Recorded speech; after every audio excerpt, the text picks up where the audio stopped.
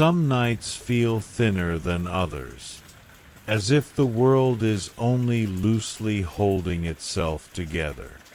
That was the feeling I had when I saw her outside my window, standing quietly, just beyond the reach of the light. At first, I thought my tired mind was playing tricks on me, but the shape was unmistakable. The posture, the familiar stillness. It looked exactly like my best friend, Maria. The motion light in my backyard hummed softly as it clicked on, casting a pale glow across the grass. She stood near the kitchen window, her back turned to me, hair lifting gently in the night breeze. Her hiking jacket was zipped neatly. Her boots were clean, too clean. A week earlier, Maria had been reported missing. I've lived near the Rockies my entire life. I know the land, the trails, the quiet language of the forest. I'm a mountain ranger in a small town outside Boulder, and the wilderness has always felt like home to me. Maria knew it too. We met when we were children, two quiet girls placed side by side in a classroom that felt far too big. She barely spoke at first. I barely knew how to ask her questions. But one afternoon, in the stillness of my childhood bedroom, she noticed a cartoon poster on my door and smiled. That small moment grew into years of laughter, shared secrets, and endless summers beneath pine trees and open skies. Camping became our tradition. The mountains watched us grow up. They held our voices as we laughed late into the night, wrapped in sleeping bags, whispering about life and what we'd become. Even as adults, we never stopped going back. The woods felt safe when we were together. Until the last trip. The lake was quiet that morning. Mist clung low to the water, and the air smelled clean, sharp with pine and damp earth. Maria looked lighter than she had in months, her stress melting away with every step. We were walking along the shoreline when the forest shifted. At first, it was only a sound. A soft disturbance among the leaves. Too heavy to be the wind. Too slow to be small. We paused. The sound paused too. Neither of us spoke. The woods felt suddenly attentive, as if something unseen had leaned closer to listen. When the noise came again, it carried weight. A strange rhythm, uneven, dragging. I felt it before I understood it.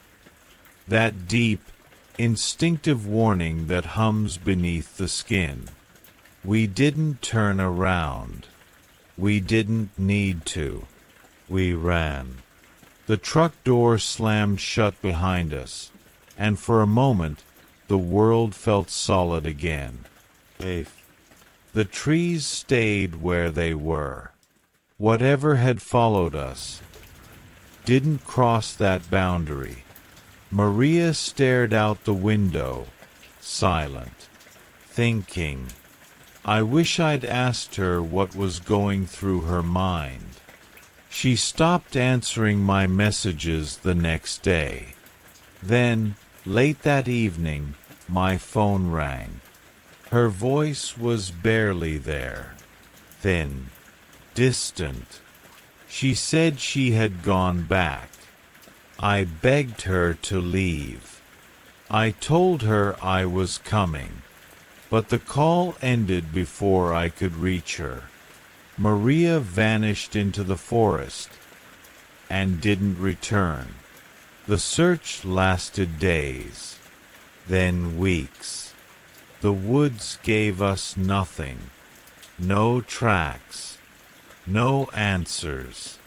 Eventually, people stopped asking questions. The forest kept its silence. That brings me back to tonight, to the soft glow in my backyard, to the familiar shape standing too still beneath it. Maria hasn't moved. Not really. Her breathing feels rehearsed, like someone remembering how it's supposed to look. My phone vibrates in my hand. I don't answer. When I look back up, she's facing me. Her expression isn't angry. It isn't sad. It's empty. For a moment, something flickers behind her eyes. Recognition, maybe, or memory. I want to believe it's her. Then the light clicks off, and she's gone. The house is quiet now, too quiet, but the night feels calmer, as if whatever needed to pass through has already done so. I lock the door. I sit down. I breathe. The forest outside settles back into its endless rhythm, and somewhere beyond the trees, something walks away, slowly, softly, carrying a story that was never meant to be finished. If you're listening, stay close to the light. The next story is already waiting. Crescent moon. Some nights blur together when you're not feeling well. Time bends. Shadows linger longer than they should. And sometimes you wake up unsure whether you're still dreaming, or if something else has quietly entered the room. That night, I would learn how thin that line can feel. I had checked into the hotel earlier than planned. The day had left me dizzy and drained, the kind of exhaustion that settles behind the eyes and makes the world feel slightly tilted. By early evening, the soft yellow lights of the room felt overwhelming, so I drew the curtains, kicked off my shoes, and lay down fully clothed. Outside, distant traffic hummed like a lullaby. Inside, the air conditioner whispered steadily. I fell asleep before the sun had fully disappeared. When I woke again, the room felt different. Not wrong, just quieter. The glow from the digital clock on the bedside table cut through the darkness. 1 a.m. For a moment, I stayed still, letting my eyes adjust. That's when I noticed movement near the far wall. A woman stood there, her back to me. She was calmly brushing her hair, long, slow strokes, over and over again. The sound was barely audible, like fabric sliding against itself. I didn't panic. I didn't even sit up. Instead, I thought, I must still be dreaming. Hotels do that to the mind. Strange rooms. Unfamiliar silence. The brain fills in gaps when it's half asleep. So I turned onto my side, closed my eyes, and let myself drift again. When I woke the second time, the air felt colder. The hum of the air conditioner seemed louder now, more deliberate. Slowly, reluctantly, I looked toward the wall again. She was still there, still brushing her hair. This time, I noticed more. Her dress was pale, almost blending into the dimness of the room. It hung loosely, without wrinkles, without movement. Her posture was perfect, too still. And her hair. It fell forward completely, hiding her face as if it had never been meant to be seen. My heart began to beat faster, but the room remained silent. No footsteps, no breathing, just that slow, repetitive motion. The closer I looked, the more unreal it felt, like a figure placed carefully into the room rather than someone who belonged there. I wanted to speak, to clear my throat, to ask a simple question, but something deep inside me whispered that silence was safer. The longer I stared, the more the feeling grew, that whatever stood there wasn't aware of me, or worse, was pretending not to be. Panic finally broke through the haze. I sat up, breath catching sharply in my chest. The woman did not turn. The brushing did not stop. That's when fear took hold. Not sharp, not explosive, but cold and heavy. I moved. The instant my feet touched the floor, the room felt unbearably small. I rushed to the door, my hands trembling as I fumbled with the handle. The hallway light spilled in, warm and real and grounding. I didn't look back. I don't remember how long I stood there afterward, only that my heartbeat slowly settled, and the world returned to its proper shape. Eventually, the hotel staff assured me the room was empty. No one had entered. No one had been reported. I didn't ask for details. I slept with the lights on after that. And when morning came, I checked out early. Somewhere between waking and dreaming, the mind can create remarkable things. Or perhaps, notice things it usually ignores. Either way, the night passed. The room is behind me now. And as the darkness fades, another quiet story begins. Waiting patiently, just beyond the edge of sleep. Crescent moon. Some places feel old in a way you can't explain. Not ancient, just aware. As if the land itself is quietly observing, waiting for the right moment to show you something you were never meant to notice. That night, the island felt like it was slowly turning its pages for me. I've lived on this island for nearly 3 years now. It's small, so small that the sea always feels close, even when you're deep inland. 4 villages, connected by narrow roads, fields, and quiet stretches of forest. Most people get around by bike or bus. There's no rush here. Time moves gently. I'm 20 years old, working at a holiday park. Most days, I stand behind the snack counter, listening to the steady hiss of fryers and the rhythm of orders being called out. It's repetitive, sometimes exhausting, but familiar. And familiarity has a way of making you feel safe. That evening was busy for winter.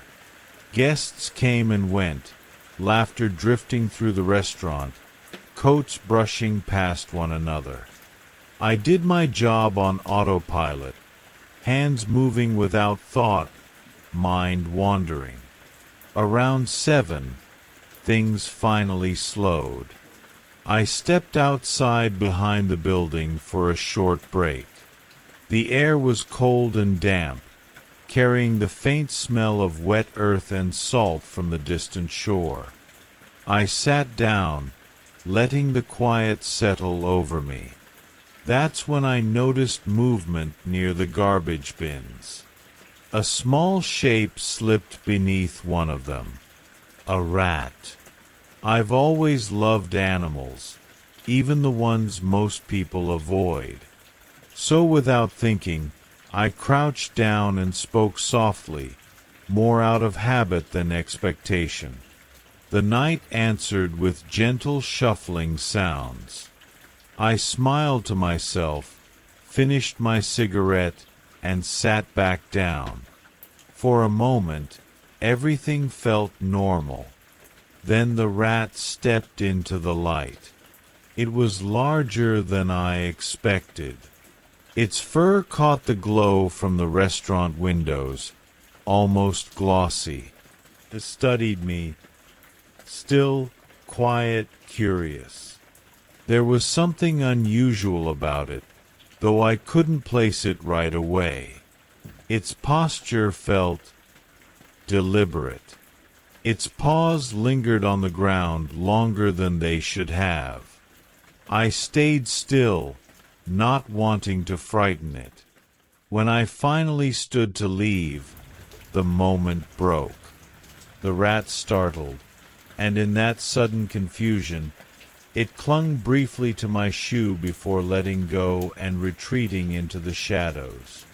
It all happened quickly, too quickly to make sense of.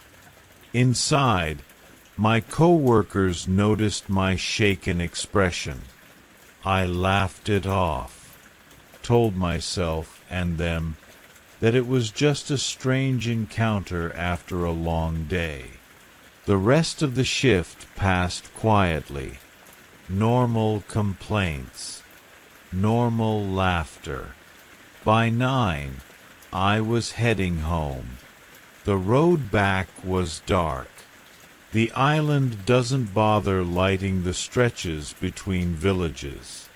The night there is deep and uninterrupted, broken only by the hum of my bike and the wind against my jacket. Halfway home, something caught my eye in the fields. I slowed. A deer stood near the edge of the land, barely visible against the dark. Deer are rare here. That alone made me stop. I watched quietly, heart calm, breath steady. Then it moved. Slowly, unnaturally.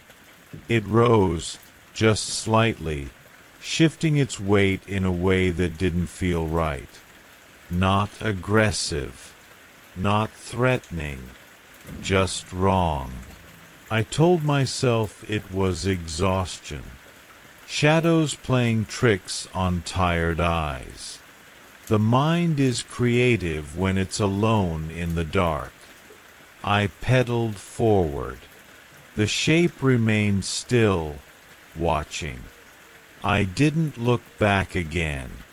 I reached home faster than I ever had before. Warm light spilled from the windows. My front door closed behind me with a solid, comforting sound. Inside, my boyfriend's presence grounded me. His calm voice, the familiar weight of an arm around my shoulders. We talked it through slowly. Each word made the memories feel softer, less sharp. Maybe it was stress. Maybe imagination. That explanation was enough for the moment. Now I lie in bed, listening to the quiet breathing beside me. The island outside is still, peaceful, yet sleep refuses to come. Some places remember the people who walk through them. Some nights linger longer than others. And sometimes, when the world grows quiet enough, You start to wonder if the island was simply reminding you that it's been watching all along. But that thought can wait. For now, let the darkness fade gently. As another story drifts in, slow and silent, just beyond the edge of sleep. Crescent moon. Night has a way of slowing everything down. Sounds stretch longer, shadows feel deeper, and time itself begins to feel uncertain. That's why I've always preferred the night shift. I've worked as a security guard at our local museum for more than 10 years. It's a quiet place after dark, rows of statues standing in silent thought, glass cases holding relics from lives long finished. The air is always cool, always still, as if the building itself is holding its breath. At night, the world outside feels distant, like something happening somewhere else, without me. 2 weeks ago, my supervisor told me we were receiving a new exhibit. It wasn't going into the public galleries. It was being placed in the basement storage, away from visitors. A grandfather clock. When it arrived, I helped guide it down the narrow stairwell. The wood was dark, so dark it seemed to drink in the light from my flashlight instead of reflecting it. The surface felt smooth, almost warm beneath my fingertips. Before leaving, my supervisor paused. "Don't wind it," he said quietly. The collector insisted the mechanism is delicate. I nodded, and for the first few nights, I kept my distance. On the 4th night, the museum sounded different. Not louder, not quieter, just wrong. As I passed near the basement door, I heard something that didn't belong in a building made of stone and glass. A slow, steady rhythm, not a ticking, something deeper, almost like a pulse. I opened the storage room door. My colleague from the morning shift was standing there, facing the clock. He didn't turn when I spoke his name. His posture was stiff, reverent, as though he were listening to a sermon only he could hear. "Do you hear it?" he whispered. I took a cautious step closer. "Hear what?" He tilted his head slightly. "It isn't keeping time," he said. "It's waiting." I asked what he meant, but he only smiled faintly. When he finally looked at me, his eyes seemed distant, focused on something far behind me, or far ahead. "He's tired," my colleague murmured. "Tired of standing still." That was the last normal conversation we ever had. The next morning, he didn't come in for work. His car was found in the parking lot, engine still warm. No note. No explanation. I was asked to cover his shift. That evening, as darkness settled over the museum, the silence felt heavier than usual. I walked the galleries slowly, my footsteps echoing softly against marble floors. That's when I noticed the statues. They hadn't moved far, just enough.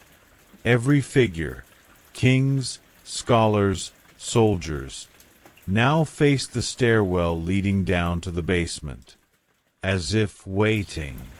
A strange sensation passed through my chest. Not pain, not fear, just awareness.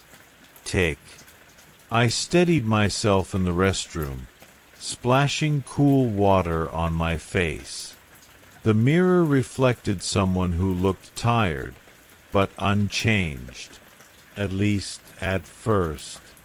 Just beneath my collarbone, something faint shimmered beneath the skin. A small circular mark, like the outline of a keyhole. I blinked. It faded. I told myself I was exhausted. When I tried to leave, the front doors wouldn't open. They didn't resist. They simply refused. Outside, the street was empty. The lights flickered softly, rhythmically. Tick, tick, tick. The museum felt different now. The walls darker, the air thicker. I returned to the office, hoping for the comfort of something familiar. Instead, I found the clock. It stood taller than before, its presence filling the room. The pendulum swung gently, its movement slow and deliberate, like a calm breath. The clock face no longer held numbers, only words. Kitchen, library, bedroom. Each time the hands paused, a memory drifted away from me, softly like mist. The sound of my mother's voice, the warmth of morning coffee, the route home. Gone. I sank to the floor, overwhelmed but strangely calm. The clock door opened. Not violently, not suddenly. Just enough to reveal a quiet interior. My colleague stood inside. Peaceful. Still. He met my eyes, not with fear, but with relief. "It's quieter in here," he whispered. "No more rushing." The gentle rhythm returned. Steady. Comforting. I felt time settle into me, instead of around me. I am still here. I am still aware. I am simply keeping watch now. I managed to leave this note behind, tucked between old crates in the storage room. Perhaps someone will find it. If you do, don't wind the clock. And if you hear it breathing, just keep walking, because somewhere above, footsteps are approaching. Another night shift is beginning. And time, as always, is ready to be passed on. Crescent moon, as this story fades, allow the ticking to soften and drift gently onward into the next quiet tale waiting in the dark. Some places don't disappear when they are covered. They simply grow quieter. They wait beneath the surface, holding their breath. And sometimes they remember they were once alive. Kentucky Lake looks peaceful at first glance. Its water stretches wide and still, reflecting the sky like a sheet of dark glass. On calm evenings, the only sound is the soft lap of waves against the shore, the distant hum of insects settling in for the night. But beneath that calm surface lies something older, something that never truly left. Long before the lake existed, there was a town here, Birmingham, Kentucky, a small working community built in the mid-1800s, surrounded by forests and farmland. People lived simple lives, cutting timber, working mills, raising families, and watching seasons pass slowly, one after another. When the Kentucky Dam was planned in the 1940s, everything changed. The lake was coming, and Birmingham stood directly in its path. Families packed what they could. Some buildings were dismantled. Others were left behind, doors closed for the last time as water quietly claimed the streets, the homes, and the memories. And then the town went silent.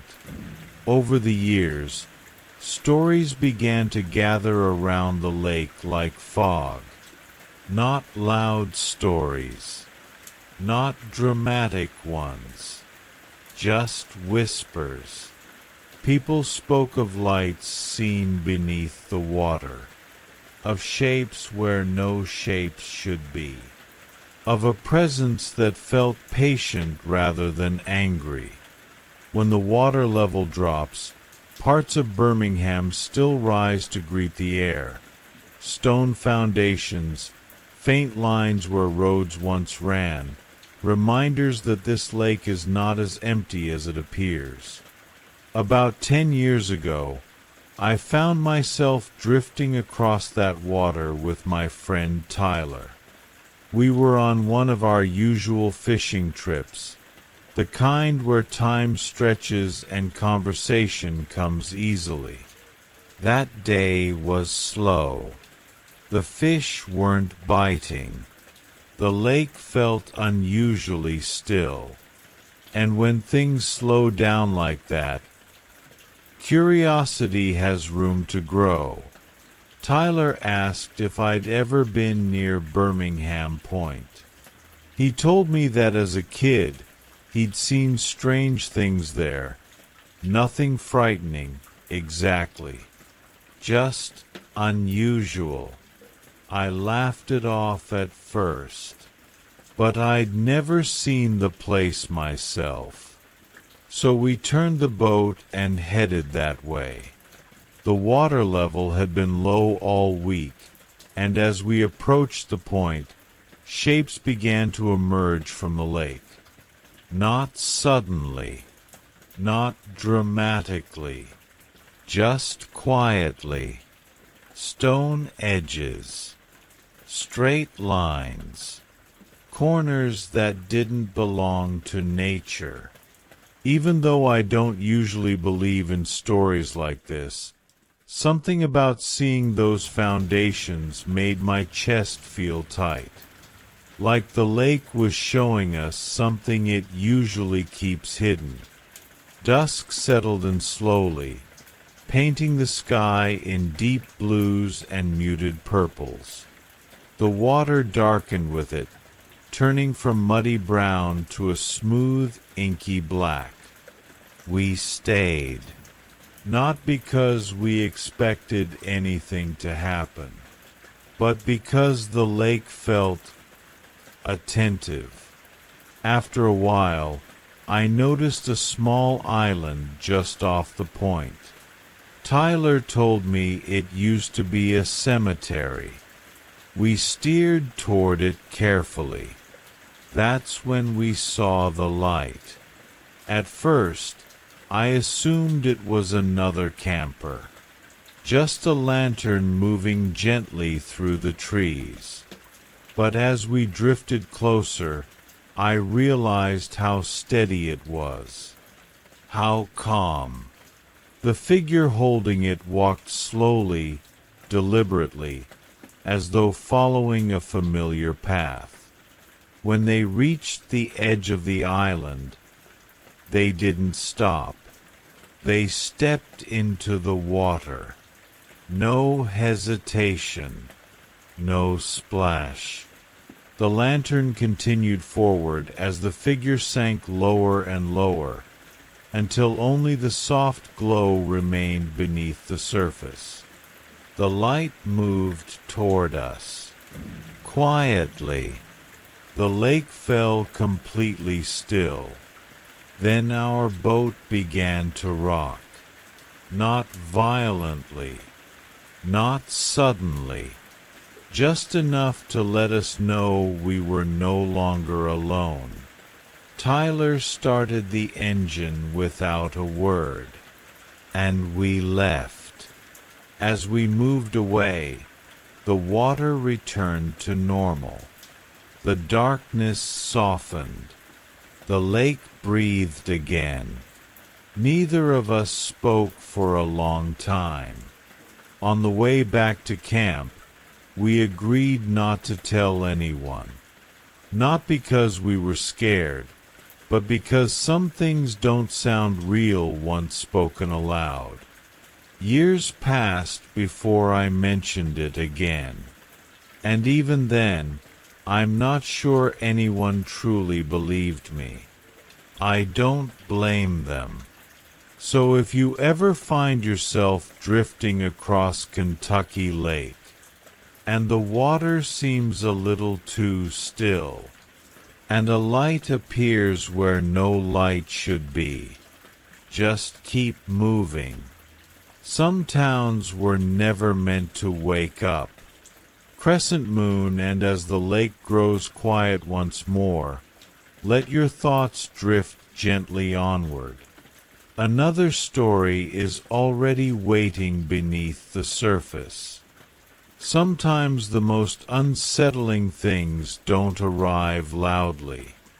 They don't crash or shout or demand attention.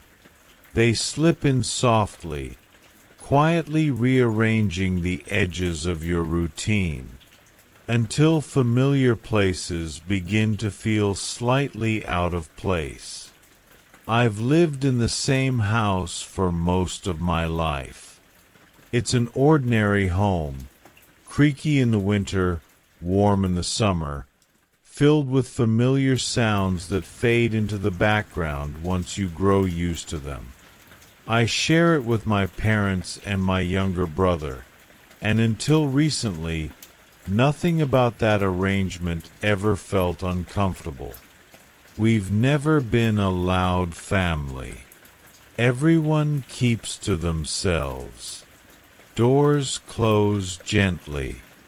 Voices lower naturally at night. That quiet used to feel peaceful. A few months ago, I started noticing small things that didn't quite fit.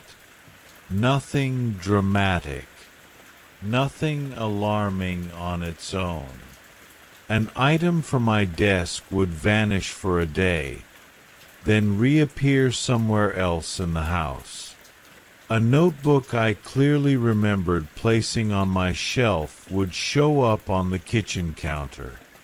A hoodie would disappear, then be folded neatly on a chair I hadn't touched. Each time, I brushed it off. People forget things. Memory isn't perfect. I told myself that over and over. But there was a pattern I couldn't ignore. It was always my things. Always from my room. I've always been careful about my space. I stay up late sometimes, and I don't like being disturbed, so locking my door before sleep became a habit years ago. Not out of fear, just preference. I check it every night. Hand on the handle. A gentle pull. A quiet click. Routine is comforting like that. That's why it unsettled me when I began waking up to find my door unlocked. At first, I assumed I'd forgotten. Maybe I was tired. Maybe I was distracted. But it happened again. And again. Each time, the same quiet confusion followed me into the morning. I asked my parents casually if they'd gone into my room at night. They hadn't. Their confusion felt genuine, unforced. So I stopped asking. My brother never gave me a reason to worry before. He's quiet, keeps to himself, spends most of his time in his room. There's nothing aggressive or strange about him. But there were moments, small ones, that lingered longer than they should have. He'd mention something I'd done late at night. A comment I muttered to myself. A habit I have when I can't sleep. Things no one should have known. When I asked how he knew, his answers were always calm, reasonable, delivered without hesitation. And somehow, that made it harder to dismiss. One night, sleep wouldn't come at all. The house was dark, quiet, wrapped in the gentle hum of nighttime stillness. I lay awake with the lights off, listening to the familiar sounds of the walls settling, the distant rush of air through vents. That's when I heard it. The door handle, not turning, not opening, just pressure, as if someone were testing it. I didn't move. I didn't breathe any louder. I waited. After a few seconds, the pressure eased. The house returned to silence. Eventually, morning came. At breakfast, my brother asked why I'd been up so late. The question landed softly, but it stayed. I hadn't left my room. I hadn't made noise. I was sure of that. When I asked how he knew, he smiled slightly and said he'd heard me moving. Nothing defensive, nothing strange, just calm. Since then, I lock my door earlier in the evening. I double-check it, sometimes triple-check. The house hasn't changed. No doors slam. No voices whisper. But the quiet feels different now. Thicker. More attentive. I keep telling myself there's a reasonable explanation. Stress. Overthinking. Coincidence. And maybe that's all it is. Still, I don't like being alone in the house anymore. So if you ever find yourself questioning the small details of your routine, if locked doors don't stay locked, and someone knows things they shouldn't, take comfort in this moment of calm. The night is quiet again, and another story is already waiting, just beyond the edge of sleep. Crescent moon. Some people are built to stand out. Others are built to slip through unnoticed. I learned early on that my body belonged to the second kind, and that sometimes fitting anywhere comes at a quiet cost. I've always been thin, not in a sculpted way, but in a structural one. Narrow shoulders. A compact frame. The kind of body that disappears into shadows and spaces others can't enter. As a kid, it earned me nicknames. As an adult, it earned me work. I became the one they called when something was too tight, too old, too forgotten. Air ducts. Maintenance tunnels. Places where sound fades quickly and light doesn't follow. I told myself it was just a skill. I didn't realize it was also an invitation. That invitation came disguised as a job listing. Short, careful, expensive. It mentioned flexibility, tolerance for enclosed spaces, a seasonal performance, and a payment so high it felt unreal. There was one line I should have taken seriously. Risk calculated. Mr. Valdemir Klov lived high above the city, in a penthouse that felt more like a concrete exhibit than a home. He watched me the way engineers watch blueprints, quietly, without warmth. He spoke slowly, thoughtfully, as if explaining a design rather than a request. He had built something on his rural property, he said. A structure meant to test a myth. Not for joy, for proof. I listened. I nodded. And I said yes. Some decisions aren't made with courage or fear. They're made with love and desperation. On Christmas Eve, I was taken to the site. The tower rose from an empty field, tall and silent, lit by pale lights that made the night feel thinner. There was no house nearby, just earth, sky, and the shaft. I was guided to the top, dressed in a fitted suit meant to reduce friction, my breathing slow and measured. Below me was darkness, deep, waiting, soundless. A voice came through the headset. Come. Patient. Begin when ready.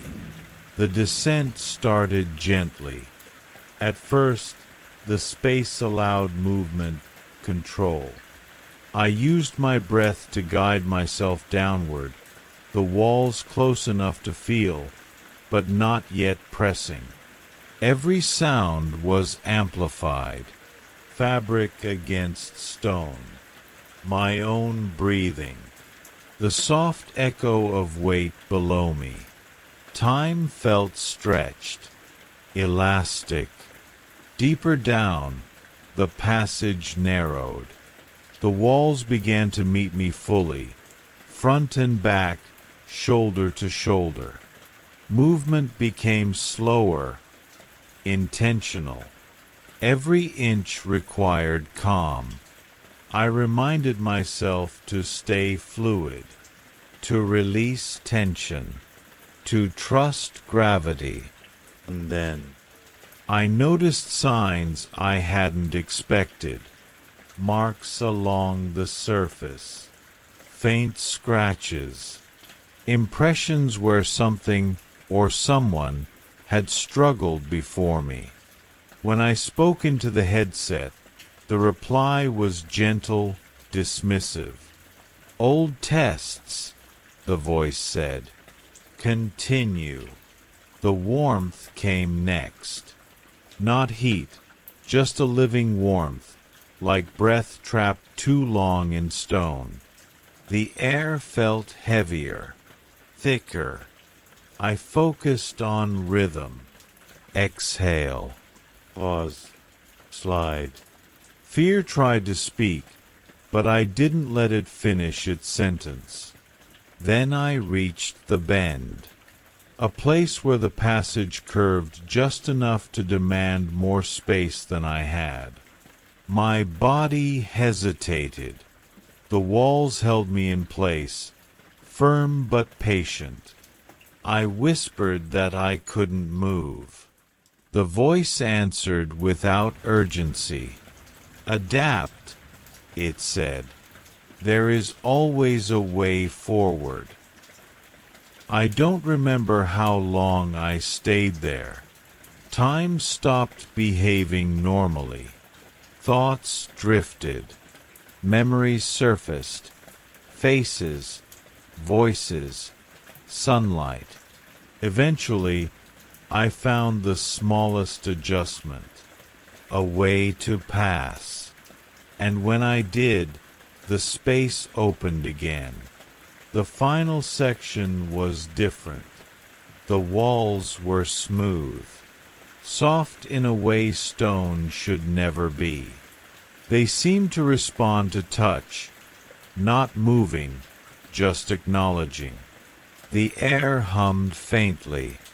Below me, light flickered. At the bottom, there was no room, only an opening and a glow beyond it. A threshold rather than a destination. I didn't step forward. Instead, I waited. The structure sighed, almost disappointed. And then, the passage behind me opened. Fresh air rushed in. Cold, clean. Hands reached for me, guided me out. I woke later in a quiet room. White walls. Soft lights. No questions. The money arrived without explanation. The tower was dismantled shortly after. Mr. Clove was never seen again. I don't take those jobs anymore. I live near the coast now, where space feels endless and the night smells like salt instead of stone. I sleep with windows open. I avoid narrow places. Still, sometimes, when the house is quiet, I hear it. A distant shifting sound, like something adjusting itself, searching for a shape that fits. But that's another story. And for now, the night is calm. Crescent moon.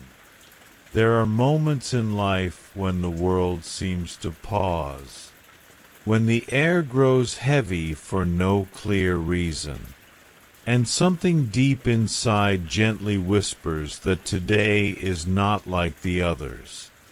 This is the story of one such morning. I didn't go to work that day, not because I was ill, and not because I wanted a break from routine. I stayed because something invisible asked me to stay. A quiet feeling, resting low in my chest, calm but firm, warning me not to move forward. When I was young, my mother used to talk about a feeling she called her doom sense. On certain mornings, she would sit at the kitchen table, hands wrapped around a cooling mug of tea, and tell us she couldn't leave the house. Not to run errands. Not even to step outside for a moment. She said the world beyond the door felt wrong on those days. As a child, I found it amusing. Adults had so many strange beliefs, so many little rules whispered from generation to generation. Avoid cracks in the sidewalk. Throw salt over your shoulder. Never tempt bad luck. Most of it felt harmless, silly even. But my mother treated the doom sense differently. That one she respected. Years passed. I grew older, more logical, more certain that feelings were just chemical noise and coincidence. Life, I believed, was random, predictable enough to plan around, safe enough to ignore intuition. That confidence followed me into adulthood, until that morning. My alarm rang at 6:45, the same dull tone it always used. I moved through my routine half awake, warm water in the shower, quiet thoughts drifting, coffee brewing in the kitchen. Everything felt normal. Too normal. It wasn't until my hand rested on the front door that the feeling arrived. Not pain, not fear, just a sudden stillness, as if my body had stepped into cold water without warning. Something inside me whispered gently but urgently, "Don't." I paused, confused, fingers still curled around the knob. I tried to laugh it off, to push forward, but the feeling grew heavier, like invisible hands pressing softly against my shoulders. I stepped back instead. The apartment felt quieter than before. The clock ticked. The coffee maker hummed. My heartbeat sounded louder than it should have. I told myself I was overreacting, that everyone has anxious mornings. I poured another cup of coffee and waited for the feeling to pass. Time slipped by unnoticed. Eventually, reason returned, firm and practical. I told myself I couldn't let superstition control my life. So I tried again. This time, I forced the door open and stepped into the hallway, breathing through the tension. The elevator arrived. The lobby looked the same as it always did. Outside the glass doors, the world moved normally. Cars idled. People passed by. Nothing seemed wrong at all. I even spoke with the front desk attendant for a moment, a friendly exchange that grounded me. I felt calmer, almost foolish for letting fear linger so long. When I finally stepped outside, cold air brushing my face, I thought the moment had passed. Then I heard the siren. At first, it was distant, just another sound in the city. But something about it made my stomach tighten again. I stopped walking. The sound grew louder, closer. Time slowed. I don't remember every detail clearly. Shock softens memory, like fog over water. I remember movement, sudden noise, people shouting, metal groaning under strain. Instinct took over, pulling me backward, away from the street, back into the safety of the building. Behind me, the world erupted into confusion and chaos, not loud in my memory, but overwhelming in presence. Inside, everything felt muted, as if I were underwater. The elevator carried me upward in silence, gentle music playing faintly as though nothing unusual had occurred at all. By the time I reached my apartment, I felt disconnected, safe, but hollow. Hours later, I watched the news from my bedroom, the screen showing an overhead view of the street below. Emergency lights flickered like distant stars. Voices spoke calmly, professionally, recounting an event that had already passed. I sat on the edge of my bed, listening, realizing how close I had come to being part of it. Grief arrived quietly, not sharp, just heavy.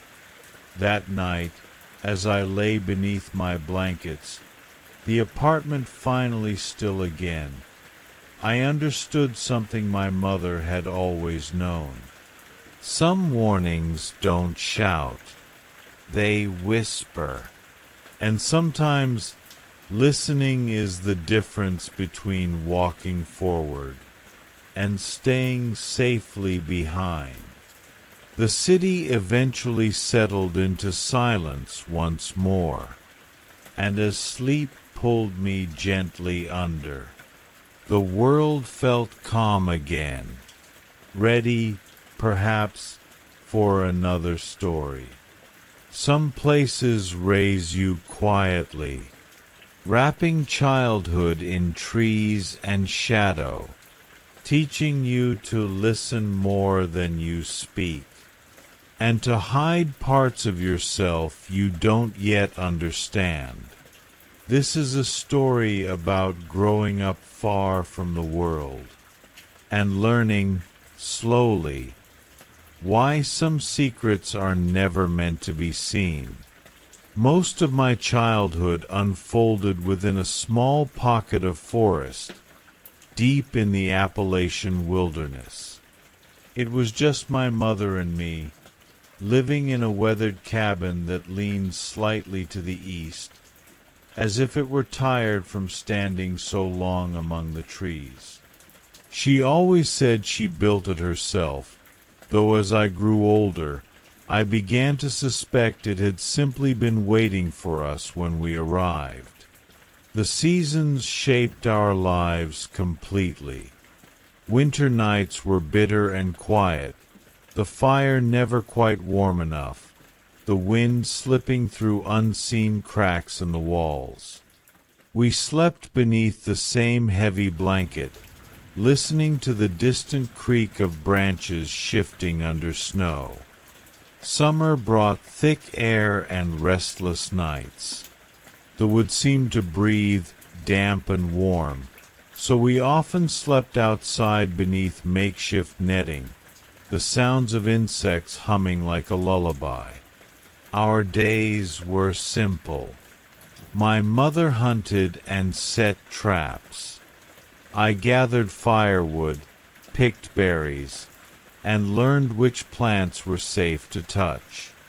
Sometimes we rested, reading from the few books she owned, singing softly when the work was done. And always, I wore my mask. It was plain white cloth, tied carefully behind my neck.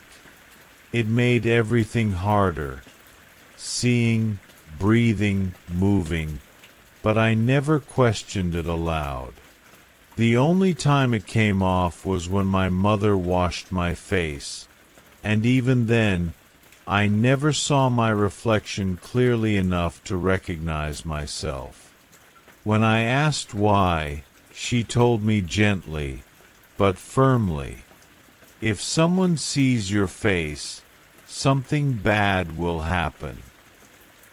That was all. I trusted her. She was my whole world. When I was very young, I learned that curiosity could have consequences. One afternoon, while my mother worked nearby, I wandered toward the rabbit cage. One rabbit, quiet, calm, watched me without fear. In that still moment, something inside me stirred, and without fully understanding why, I loosened the twine and lifted my mask just enough for the air to touch my skin. For the first time, something looked at me without judgment. Then my mother's voice cut through the calm. I don't remember the pain as much as the fear in her eyes. That night, the rabbit was gone. I learned not to ask questions anymore. Years passed. The forest remained quiet until it didn't. One summer day, while collecting berries, I found another child in the woods. A girl my age, laughing, curious, unafraid. She asked about my mask. She showed me a comic book. She smiled as if the world beyond the trees was simple and kind. My mother did not like her. She said everyone was dangerous. I didn't understand that then. Not until later. We met in secret for a long time. Under moonlight. Near quiet streams. Talking about schools, libraries, and places I had never seen. She didn't mind the mask. She said it was just part of me. And for a while, everything felt gentle, hopeful, until the night she asked me to take it off. She said nothing would happen. For a moment, I believed her. What followed isn't something I tell easily. Not because it was loud, but because it was wrong in a way that didn't need noise. Something ancient woke up. Something that had been waiting. The forest, which had always protected us, seemed to turn away. I ran. My mother knew before I spoke. She told me the truth that night, in a voice heavy with grief. There were stories, old ones, about beings that didn't belong entirely to this world. Creatures that wore faces that were not their own. Things that survived by being seen. She found me once, long ago, alone in the woods. She tried to protect me. Maybe she succeeded. Maybe she failed. I grew older. We eventually left the forest. Life became quieter, cleaner, heavier.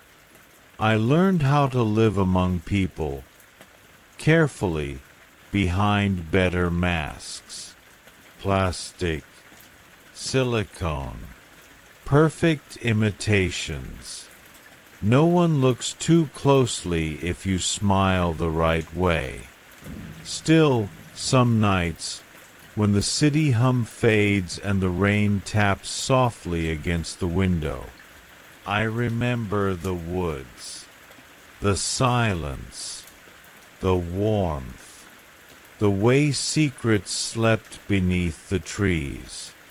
And I remind myself to keep my mask secure, because some things should never be seen.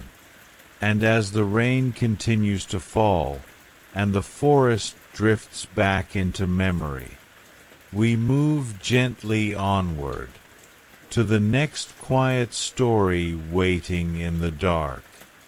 Some nights feel exactly the same as all the others. Predictable, quiet, comforting. And then there are nights that begin normally, but slowly drift somewhere they were never meant to go. This is one of those nights. I've always found comfort in routines. They give shape to the day, a gentle rhythm that keeps everything from feeling too overwhelming. Every evening followed the same soft pattern, cleaning up, settling in, letting the day fade away. By the time the clock reached 8:30, I would lie back on my bed, turn on the television, and let whatever happened to be playing wash over me. The glow of the screen was familiar. The quiet hum of electricity. It was the part of the day where nothing was expected of me anymore. That's why I noticed immediately when something felt different. It wasn't dramatic at first, just a small, uncomfortable awareness, like realizing a room feels colder than it should, even though the windows are closed. The television played as usual, but my attention kept drifting toward it in a way I couldn't explain. Without meaning to, I found myself inching closer. My body moved slowly, gently, as if following instructions I hadn't consciously heard. I wasn't asleep. I was aware of every motion, every breath. And yet, it felt automatic, like being guided by a current beneath calm water. Then, suddenly, the feeling vanished. I fell back against my pillow, heart racing, the room painfully still. The rest of the night passed with my eyes darting between the television and the door, listening for sounds that never came. Nothing happened. But the sense of being watched lingered long after the screen went dark. The next afternoon, I called my mother. The moment I described what had happened, her voice changed. The warmth drained away, replaced by something sharp and urgent. She told me to leave my dorm immediately, to stay somewhere else for the night. And then, very clearly, she told me not to turn on the television. Not even for a moment. I didn't ask questions. The panic in her voice was enough. By that evening, I was in a quiet hotel room, the air conditioned to a gentle chill, rain tapping softly against the window. I ordered food, tried to distract myself, and went to bed early, hoping sleep would smooth everything over. It didn't. I woke in the early hours of the morning with a strange sensation of pressure against my face. Static filled the room. The television was on. I pulled back instinctively, panic surging as the world tilted. The room spun, and then everything went dark again. When I woke up, the air smelled clean and sterile. Machines hummed softly nearby. My mother sat beside the bed, watching me with exhausted eyes, relief written across her face. She told me to rest, said we would talk later. So I closed my eyes and let the quiet return. Sometime after midnight, I woke again. The room was dim, washed in soft shadows. In the corner, a small television flickered to life, filling the space with pale, dancing static.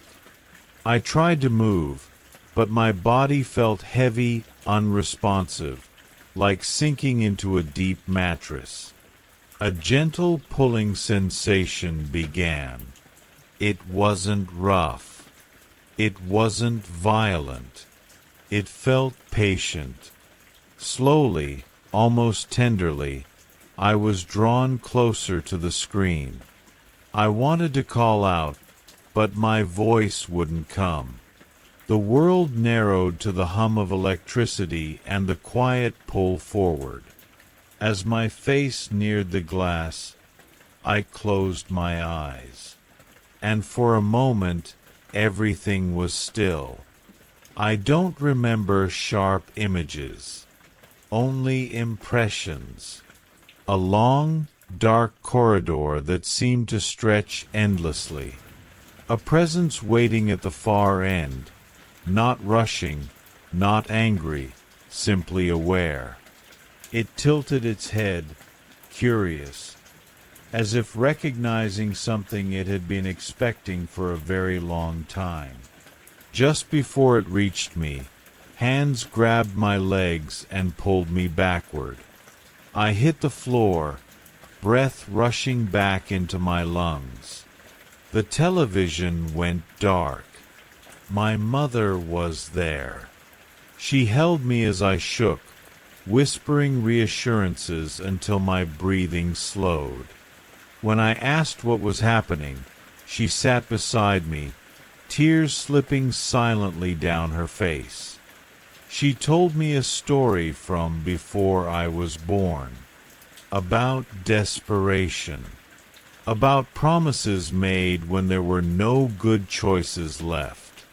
She said some agreements don't fade with time, they wait, and that whatever had been reaching for me believed it was only collecting what it was owed.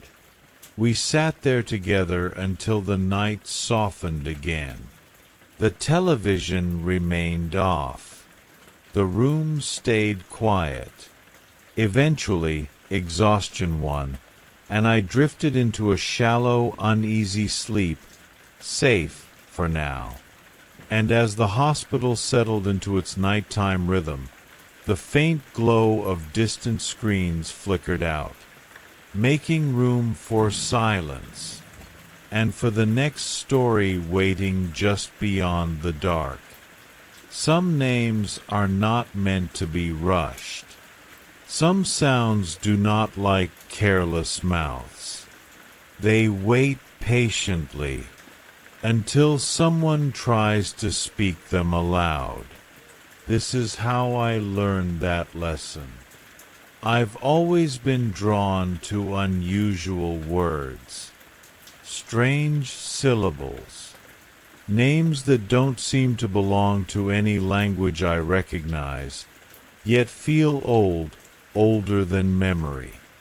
I would write them down at night, repeating them slowly under my breath, letting their rhythm settle into the quiet of my room. That was when I met Cloudy Heart. She appeared the way some thoughts do, softly, without announcement. A calm presence, patient and reassuring, as if she had always been there, waiting for me to ask for help. She told me she understood these names, not their meanings exactly, but how they wished to be spoken, and I wanted to learn. At first, the practice was simple. Cloudy Heart would sit across from me in the dim glow of lamplight, listening as I carefully shaped each sound. The names were long and winding, almost musical, and she would gently correct me when I stumbled, tilting her head, smiling faintly, encouraging me to try again. But the more names I learned, the harder they became. My tongue felt clumsy. My mouth grew tired too quickly. The sounds seemed to resist me, as if they required something more than effort. When I told Cloudy Heart I was struggling, she didn't seem upset, only thoughtful. She said pronunciation wasn't just about the voice. It was about commitment. That night, the air felt heavier. The words sounded different when I tried again, thicker, slower, as if the room itself was listening. Cloudy Heart guided me patiently, asking me to breathe differently, to relax my jaw, to let go of fear. I trusted her. After all, she only wanted to help. And strangely, I did feel closer to the sounds. Not clearer exactly, but more aligned. Like the words were beginning to recognize me. Still, there were names I couldn't master. When I admitted this, Cloudy Heart's expression softened with something like concern. She told me some names demand change. Not pain, not harm, but adaptation. A reshaping of intention. A surrender of what no longer fits.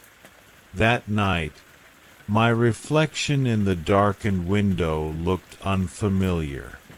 not wrong, just altered. And when I spoke again, the words flowed more smoothly. The sessions continued. Each name felt heavier than the last, as if they carried their own gravity. I could feel them settle into me, humming quietly behind my thoughts. Cloudy Heart stayed calm throughout, never rushing me, never doubting me, even when I doubted myself.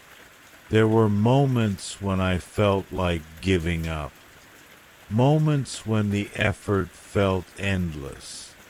But she reminded me that these names were important, that they had waited a long time to be spoken correctly, and that I was doing well. Eventually, the final set of names remained. They were quieter than the others, almost shy. Cloudy Heart told me to rest before trying them, to let my breathing slow, to let the room grow still. When I finally spoke them aloud, my voice sounded distant, like it was coming from somewhere deeper than my chest. The words didn't echo. They settled. Cloudy Heart smiled then, satisfied. She said I had done enough, that the names knew me now. The room slowly faded back into silence. When I woke the next morning, the list of names was gone. No notes. No markings, only a lingering calm, like the quiet after a long rain. I tried to remember the sounds, but they slipped away gently, as if they were never meant to stay. And somehow, that felt right. As the night deepens and the air grows still once more, there are always more names drifting just beyond hearing, waiting patiently for the next quiet voice to try. And as this story fades, another is already forming in the dark, ready to be whispered when you are. Crescent Moon. Some houses don't call out loudly. They wait. They breathe softly among the trees, hoping the right soul will finally listen. That was how I found mine. The man who handed me the keys looked tired in the way only time can make someone. His voice was rough, worn thin by years of silence and long roads. And here you go, he muttered, dropping the keys into my palm. Can't imagine why anyone would want this place, but it's yours now. I barely heard him. The house stood patiently beyond him, nestled among tall trees dressed in autumn colors. The wind moved gently through the forest, brushing past the walls like a slow exhale. Somewhere deep inside, the house creaked, not in protest, but acknowledgement. "It's perfect," I whispered. Perfect because it was far. Far from the city, far from noise, far from people. The man chuckled quietly, scratching his gray beard. Folks say strange things about it. Stories are just stories, I replied, calm and certain. I don't remember watching him leave. Only the distant sound of his old truck fading into the trees, until even that was gone. When the quiet settled, it felt complete. The keys were cool in my hand. My house. The front door protested softly as I pushed it open. Inside, the air smelled of old wood and time slowed by neglect. The living room was bare, stripped of what once made it warm, but not empty. The fireplace still held cold, hardened ash, as if waiting to be used again. The floorboards sighed beneath my steps. I smiled. I could already imagine evenings here, dim candlelight, pages turning, the comfort of solitude wrapping around me like a blanket. I didn't notice the sun setting until the light had nearly vanished. The sky outside had melted into gentle layers of pink and gold, then slowly faded into deep blue. I hurried back to my car to grab what little I'd brought: books, water, a notebook, a pen, a sleeping bag. As I turned toward the porch, one of the bags shifted, and a few mandarins rolled free, disappearing beneath the wooden steps. I sighed, carried the rest inside, then returned with a small penlight. By then, night had fully settled. The earth smelled damp and alive. I knelt and crawled beneath the porch, the beam of my light slicing gently through the darkness. The mandarins had rolled farther than I expected, resting just beyond my reach.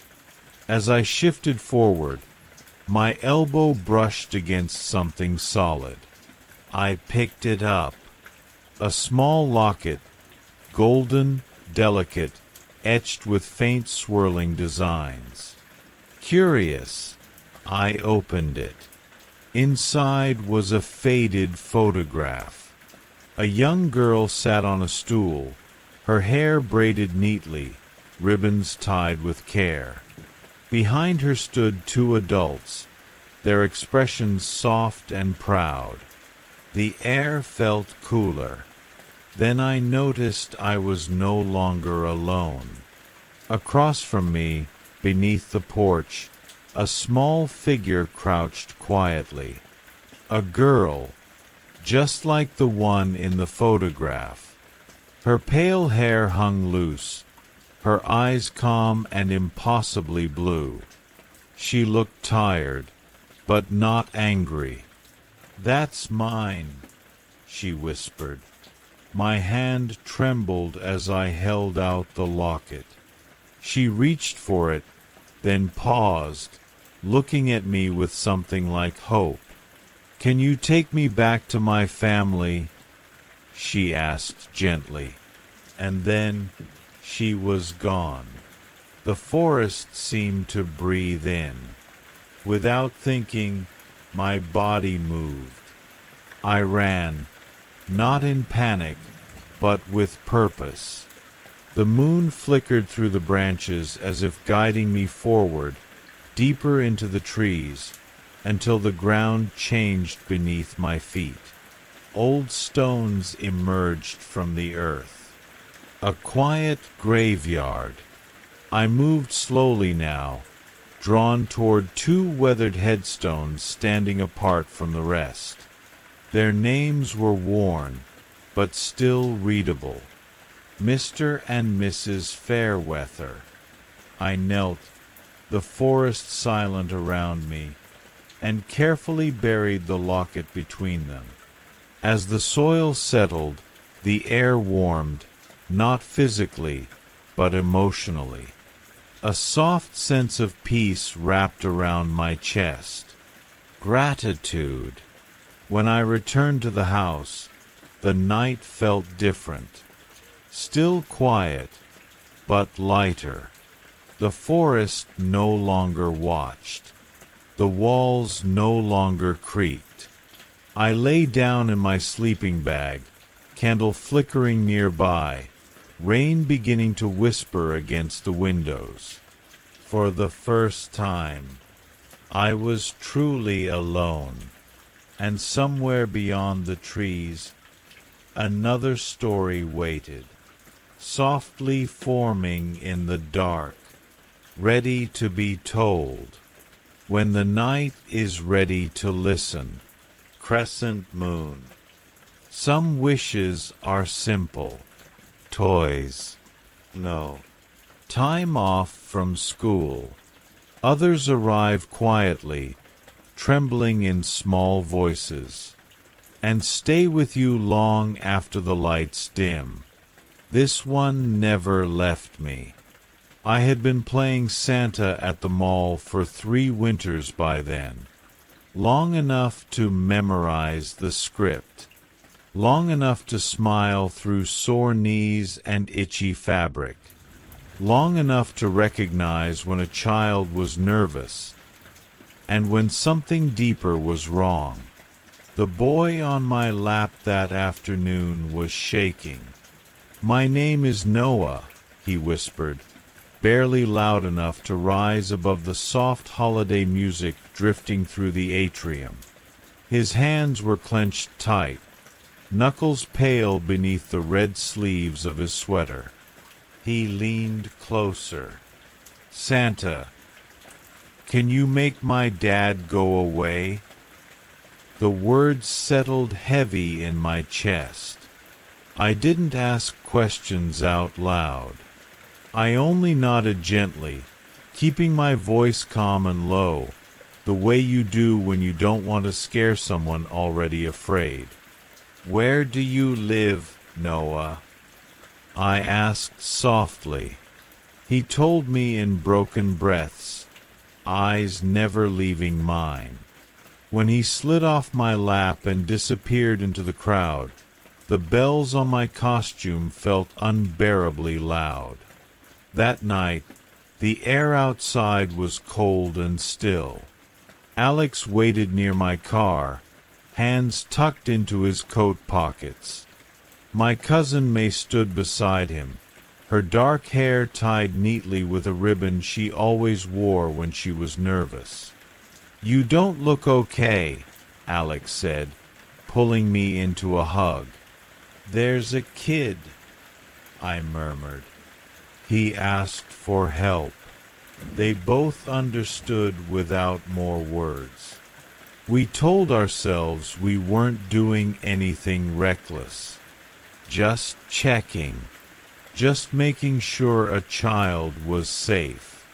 The house stood quietly at the end of the street, lights glowing warmly behind tall windows. A picture-perfect place, dressed in decorations and silence. I slipped in through a side window, careful and slow. Inside, the air smelled like pine and candle wax. A massive tree stood in the living room, branches heavy with ornaments and wrapped gifts stacked high beneath it. The stairs creaked as I stepped forward, and then the world tilted. Suddenly, I was suspended, gently swaying, my heart thudding in my ears. Not pain. Just surprise. The Santa suit felt heavier than it should have, the room spinning slightly as I tried to steady my breath. "Noah!" I called softly, keeping my voice calm. "It's okay. Santa's here." Footsteps answered me. A small figure appeared at the base of the stairs. Noah. He stood very still, eyes reflecting the soft glow of the lights. "Santa?" he asked. Relief washed over me. "Can you help me down, buddy?" I said gently, "Everything's okay." Something dark glistened along the steps beneath him. Not blood, not anything clear.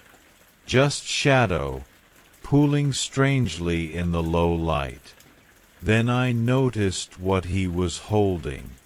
A ribbon. Black. Familiar. My stomach tightened. Noah let it fall from his hand, where it landed quietly against the floor. Somewhere upstairs, a sound echoed, Alex's voice calling my name, suddenly cut short by silence. Noah looked up at me then, really looked. His expression was calm, too calm. I asked Santa to make the bad people go away, he said evenly. And you came. The lights flickered. The room felt smaller. Noah stepped closer, his shadow stretching unnaturally across the walls.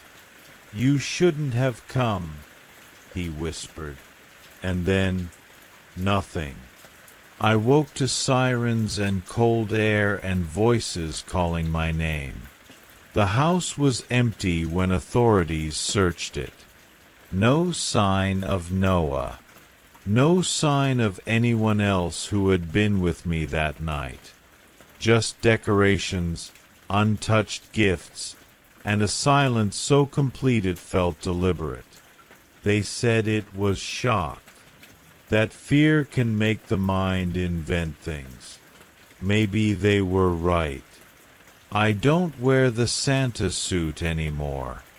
But sometimes, late at night, when rain taps softly against the window, I think about wishes, and how some of them should never be answered.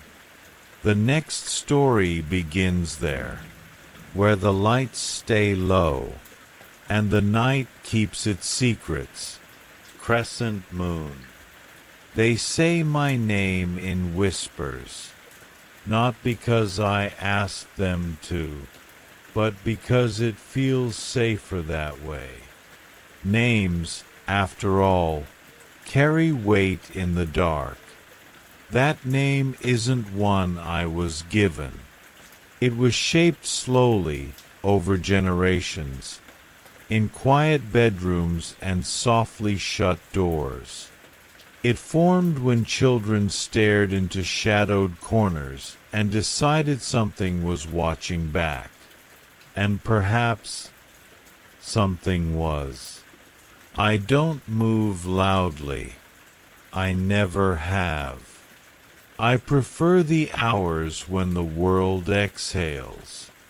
When heaters hum, rain taps gently at windows, and houses settle into their nighttime rhythms. That is when I walk. There was a time, long ago, when you told your parents something waited beneath your bed. They smiled. They reassured you. They stayed close until sleep returned. And so did I, remaining patient, unseen, untouched by light. I have always avoided crowds. Too much noise. Too much unpredictability. The quiet is where I belong. On the final night of the year, however, even creatures like me step out of hiding. Not to hunt, not to frighten, but to gather. The journey took days along empty roads and frost-covered paths. I stayed where streetlights couldn't reach, moving through the pauses between towns. Most houses glowed warmly as midnight approached, families awake, laughter drifting faintly through glass. Togetherness is a powerful shield. So I passed them by.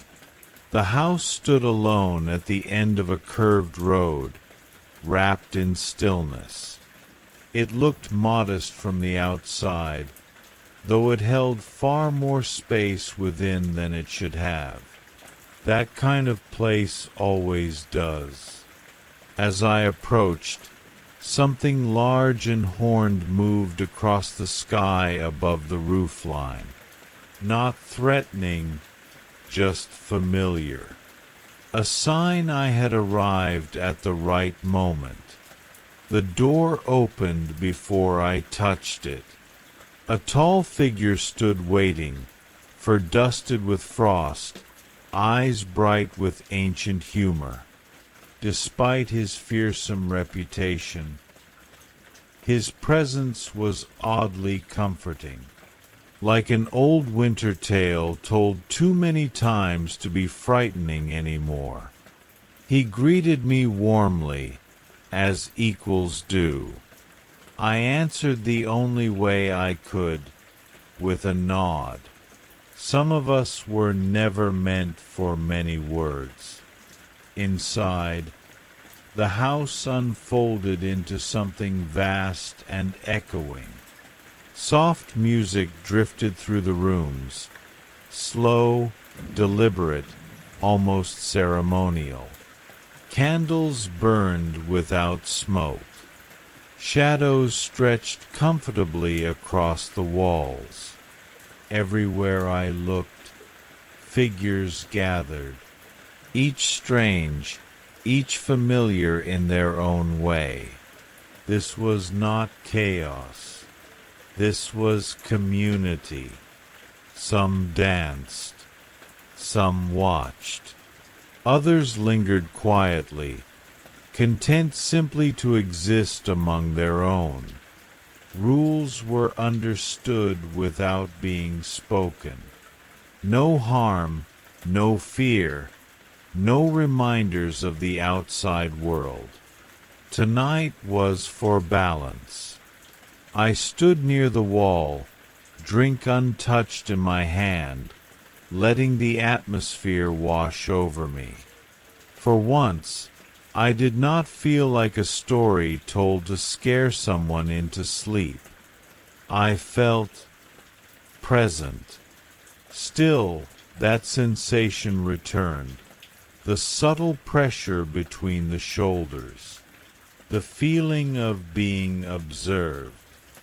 Across the room, a small figure stood perfectly still. Porcelain features.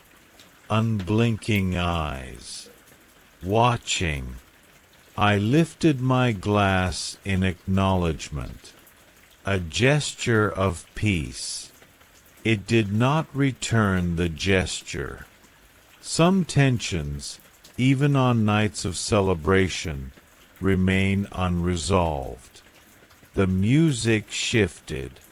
A note lingered too long. Laughter faltered. Then something changed. Not violently, not suddenly, just wrong. A small object lay on the floor where nothing had been before. Unassuming. Still. As attention turned toward it, the air thickened. Not with fear, but confusion. Expectation. It grew slowly, quietly, like a thought becoming too real. And then the room moved all at once. I stayed where I was. Some instincts never fade, but neither does restraint. What unfolded lasted only moments, though it felt far longer. When it ended, silence reclaimed the space, heavy and reflective. The candles steadied. The music resumed. Balance restored, at a cost. As dawn approached, the gathering thinned. Portals closed. Shadows slipped back into places they belonged. The house returned to stillness. I stepped outside as the first hints of morning brushed the sky. The world felt quieter now, safer, perhaps, for a while. And as I disappeared back into the spaces between places, I wondered who would remember this night. And who would dismiss it as nothing more than a dream? After all, that's where I've always lived. The next story waits just beyond the dark crescent moon. That evening, the cathedral rested beneath the glow of distant city lights. Outside, traffic murmured like a faraway river. Inside, the vast stone hall absorbed every sound, turning footsteps into echoes and whispers into prayers.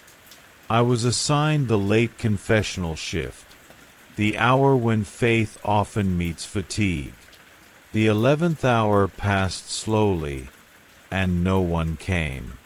The silence pressed gently against me, warm and heavy, and I began to drift.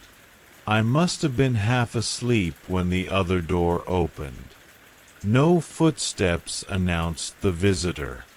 No echo crossed the floor. One moment I was alone, and the next, someone was sitting across from me. The sudden presence stirred me awake. I straightened, blinked, and leaned toward the wooden screen separating us. The confessor remained mostly hidden in shadow. I could tell he was a man, well-dressed, composed, unmoving. His clothing suggested refinement, and when he adjusted his hands, I heard the faint chime of rings touching one another. They caught the light in strange ways, sending slow reflections across the ceiling, like drifting shapes beneath dark water. "Good evening, Father," he said. His voice was calm and smooth, flowing effortlessly, comforting in a way that felt practiced. It carried warmth without kindness, familiarity without intimacy. "Forgive me," he continued softly, "for it has been a very long time since my last confession." I felt a quiet unease settle into my chest. "That is an unusual way to begin," I replied gently. The man gave a small, amused breath. "I suppose it is. Allow me to be honest, then. My name is Lucifer." I had heard such claims before, many times, in many forms. Delusion often wears familiar masks, and faith teaches patience with all of them. Usually, I would continue calmly, guiding the conversation toward reflection and peace. But something about this presence resisted explanation. I looked more closely through the screen. Though his face remained obscured, his eyes met mine with unsettling clarity. Dark, steady, and attentive. There were no horns, no heat, no sulphurous air. Only the faint scent of wine and polished fabric. And yet, something old stirred in me. It was the same instinct that tells you when you are no longer alone in the wild. Not panic, recognition. I believed him. My mouth went dry, and habit took over before fear could stop me. "Do you wish to confess?" I asked. He laughed quietly, not cruelly, not joyfully. "Just tired." "I suppose I do," he said, "though I didn't plan to come here. My feet simply led me." He paused, then added, almost politely, "I hope you'll forgive me for not making the sign of the cross." "Of course," I whispered. "My son, Lucifer is fine," he replied. I reminded myself where I was. Sacred ground, sheltered by faith. Still, My hands trembled beneath my robe. "What would you like to confess?" I asked. For a long moment, he said nothing. When he finally spoke, his words were slow and deliberate. "I confess," he said, "that hell no longer belongs to me." I searched for a response, grasping for familiarity. "Do you mean redeemed?" I asked weakly. He breathed out something almost like regret. "I wish that were true," he said. "But no." As he spoke, his confidence seemed to soften, not into humility, but into reflection. He spoke of ambition, of certainty, of believing that order could be improved through force of will. He spoke not with pride, but with exhaustion. "I believed I could do better," he said quietly, "and when I fell, I still believed that." He paused. But I was wrong. The air felt heavier then, not threatening, just vast, as though the space around us had grown larger, deeper. He spoke of losing authority, of voices once loyal drifting away, of a kingdom that no longer listened. "There are depths," he continued softly, "beyond what you call hell, places untouched by creation itself." I felt something shift inside me, a warning I could not name. "In my desperation," he said, "I searched for power that should have remained forgotten." His hands tightened, rings chiming faintly. "And I found something." He did not describe them in detail, only impressions, ancient presences, vast and unshaped, uninterested in rule or rebellion. Not cruel, simply consuming. "I thought I could control them," he said. "I was wrong." The silence afterward felt endless. When I finally spoke, my voice barely held. "What did you do?" He answered without looking up. "I woke them." For an instant, my thoughts spiraled. Not images, but sensations. Immensity. Unmaking. A cold vastness where structure simply ceased to matter. Then it was gone.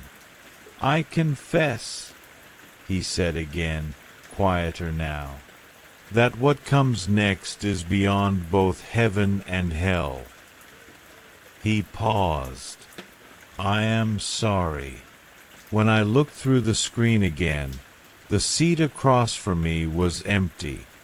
No door opened. No footsteps faded. He was simply gone. I left the cathedral some time later, unsure how long I had been sitting there. The world outside looked unchanged, normal. That night, I slept and dreamed of endless dark spaces and slow, distant movement. Nothing chased me. Nothing touched me. They merely existed. I am not a prophet. I do not claim understanding. I only know that sometimes even the quietest confessions carry echoes that never fully fade. And as the night stretches on, I listen and wait. Some endings arrive quietly, not with relief or celebration, but with a strange stillness, the kind that feels unfinished. For 3 years, my life followed a gentle, repetitive rhythm. Twice a week, I walked into Dr. Evans's office, where the air always smelled faintly of paper and old books. The lights were warm and low, and the same cracked leather couch waited for me in the corner, shaped by years of restless visitors. Dr. Evans would smile in that calm, practiced way of his, the kind that made you feel understood before you'd even spoken. He would hand me a notepad and a thick pencil, placing them carefully in my hands. "Draw what troubles you," he would say softly, and I always did. The drawings never changed much, each page filled with the same tall presence. A shape like drifting smoke, stretched thin and upright, its eyes slanted and pale, glowing faintly as if they didn't quite belong in the world. I never added a background. There was no room, no setting, just the figure and the feeling. It was the presence that visited me at night. Not loud, not violent, just close, too close.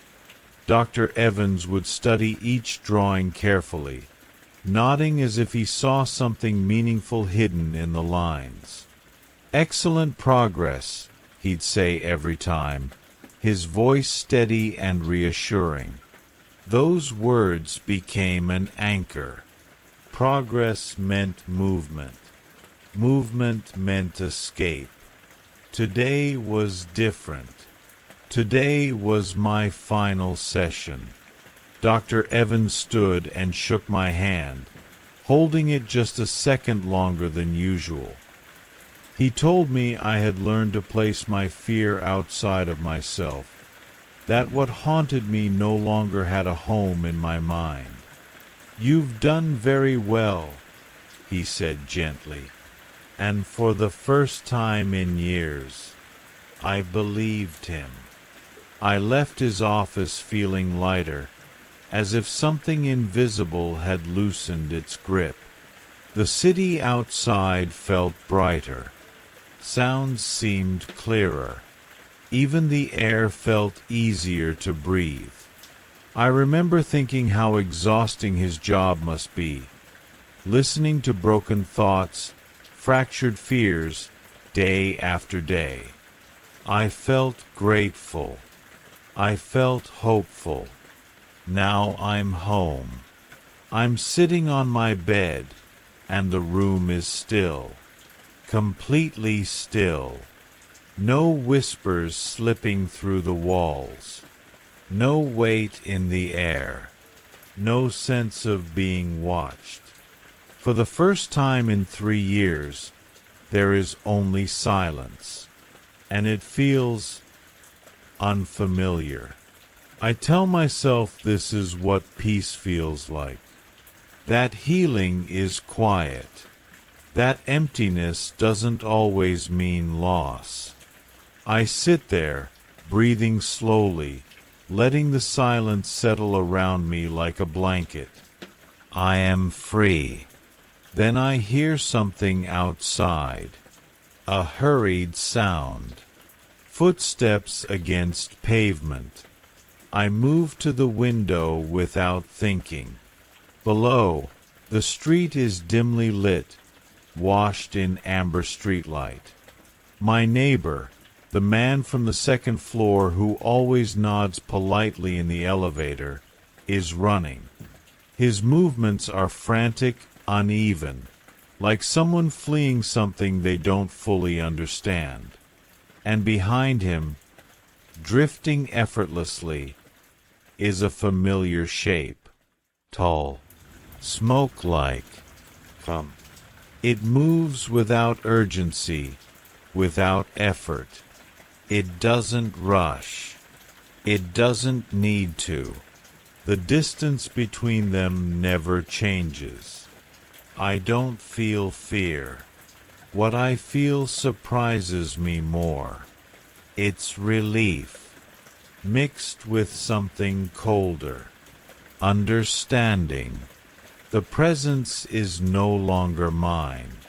And in that moment, Dr. Evans's final words returned to me, not as comfort, but as clarity. "I'm glad you're better now," he had said with a gentle smile. "Please recommend me to your friends." The figure continues floating down the street, patient and unhurried. I step back from the window. The room remains silent, and as the night stretches on, the darkness settles softly, making space for the next quiet story to begin. Crescent moon. Some places feel ordinary at first. Brick buildings, quiet paths, familiar faces. But every once in a while, you realize too late. You were never meant to belong there. My college took astrology seriously, not in a fun, casual way, but with the kind of devotion usually reserved for religion. I didn't notice it right away. At first, it felt harmless. Posters in the halls, star charts on classroom walls, casual questions during introductions. "What's your sign?" It wasn't until I was sitting in the dean's office, guards standing silently behind me, that I understood how deep it went. The room was dim and oddly warm. A projector traced constellations across the walls, stars drifting slowly over shelves stacked with books and half-empty coffee mugs. The dean sat across from me, her face shifting in and out of shadow as Orion slid over her features. Her voice was calm, controlled, but her hands trembled slightly against her mug. "Is that understood?" she asked. I stared down at my lap, trying to remember when my life had started orbiting around something as distant and cold as the stars. The chart on the wall caught my eye. Every sign was neatly labeled, except one, Gemini, crossed out, scratched over, as if someone had tried to erase it entirely. I had arrived late to campus that semester, blending in as best I could. I told people I was a Sagittarius. It was easier, safer. Those signs sat at the top of the invisible hierarchy, welcomed, celebrated, trusted. Geminis weren't. At first, they were ignored, then avoided, then feared.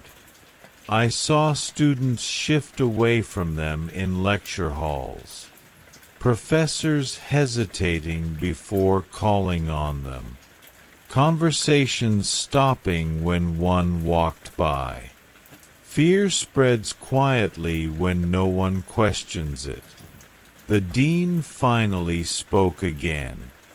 "A mistake," she repeated softly, as if tasting the word. I clenched the anonymous letter in my hand, the one that had exposed me. The crossed-out letters, the smiley face. Someone had been watching. "Why does it matter?" I asked carefully. "It's just a birth date." Her eyes darkened, not with anger, but with something closer to concern. "You arrived late. she said. That was unfortunate. Certain preparations are already in place. That was when I noticed the clock. She kept glancing at it, waiting. By nightfall, the campus felt wrong. Too quiet, too organized. An announcement echoed softly through the halls, calm and polite in tone. All Gemini students are asked to remain indoors this evening. Please secure your doors and lights. No explanation. No questions allowed. My roommate, my closest friend, stood frozen in the middle of the room. Her voice shook when she spoke. "You can't stay here tonight," she whispered. "I'm sorry." She wouldn't look at me. Before I could respond, alarms began to hum, low and steady, like a distant heartbeat. Red lights painted the hallways in slow pulses. People were moving. Too quickly. Too purposefully. I ran. Across campus, past empty classrooms and locked doors, until I reached the old dormitory, the one reserved for students no one wanted to talk about. A single note hung on the door. The same crossed-out letters. Someone opened it just enough to look at me. "You should have accepted who you were," he said quietly.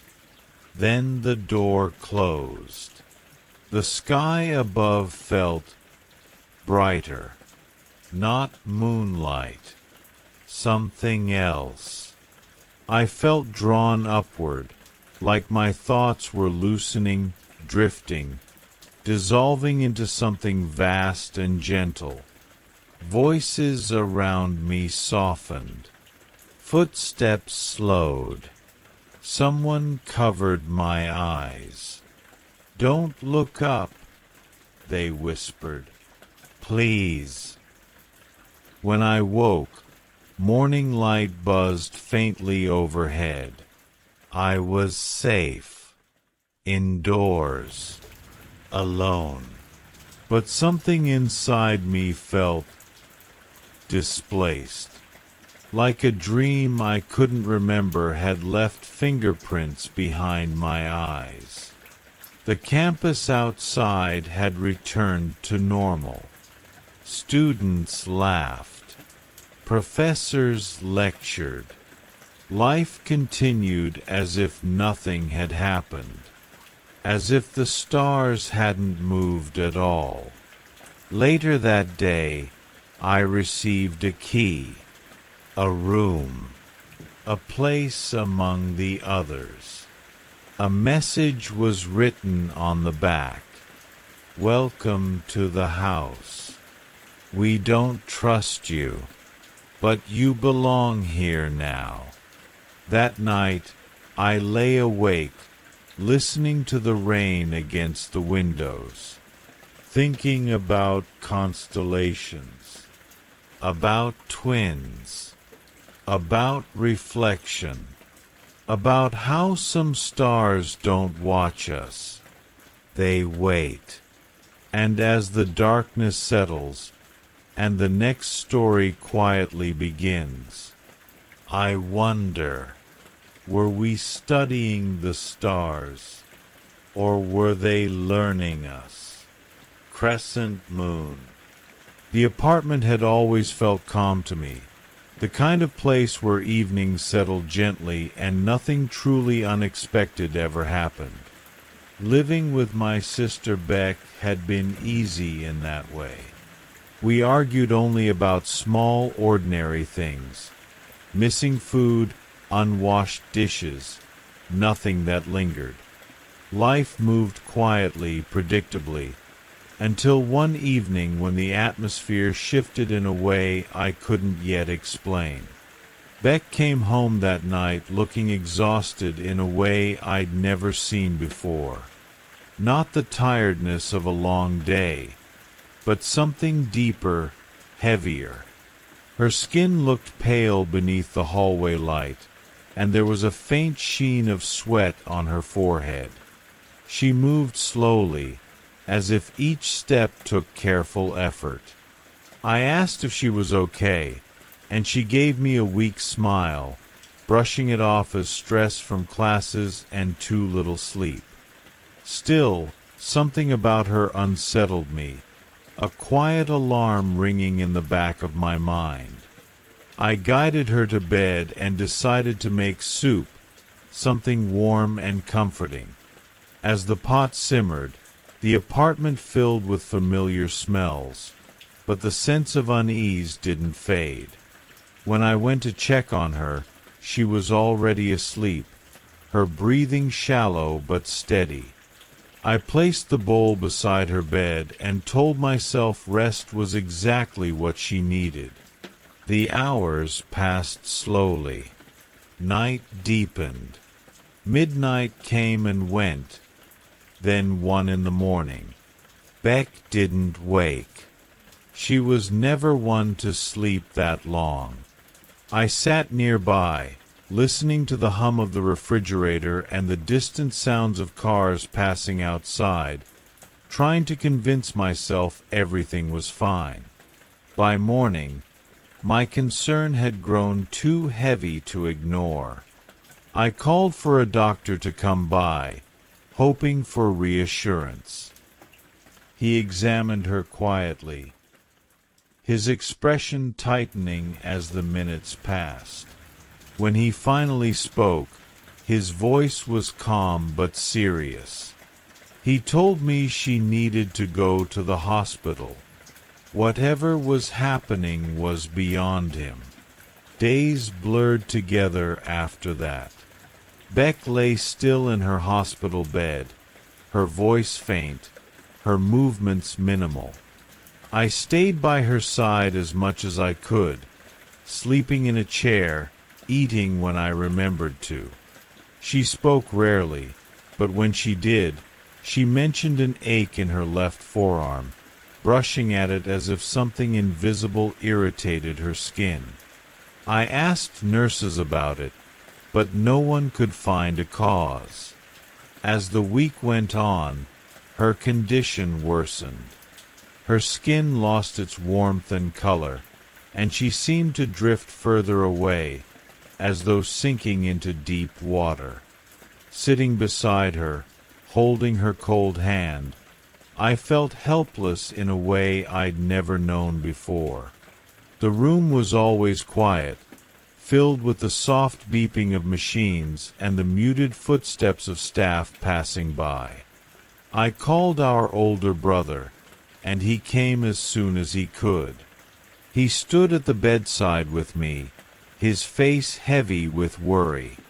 Doctors continued their tests, their explanations careful but empty. They didn't know why Beck was fading. While my brother stepped out to take a call, his young daughter Candace wandered into the room, holding her mother's hand. She stopped suddenly, her small face serious, eyes fixed on the window. In a sharp, clear voice that didn't match her age, she told something unseen to let go. The room felt colder in that moment, the air strangely still. I asked her who she was talking to, but she didn't answer. She walked to Beck's side, took her hand gently, and repeated the words, softer now. Then she rested her head near Beck's arm, calm and steady, as if she knew exactly what she was doing. Not long after, my brother returned, unaware anything unusual had happened. Candace stayed quiet, as if the moment had passed. I leaned back against the wall, heart pounding, unsure whether to trust what I'd just witnessed. From that day on, Beck slowly began to improve. Color returned to her face. She woke more often, ate small meals, spoke in clearer sentences. The doctors called it a recovery they couldn't explain. I didn't try to argue with them. I was just grateful. Later, when Beck was stronger, she told me about her dreams. She described a cold, dark place, and a thin, shadow-like figure that lingered near her, always gripping her forearm, always draining her strength.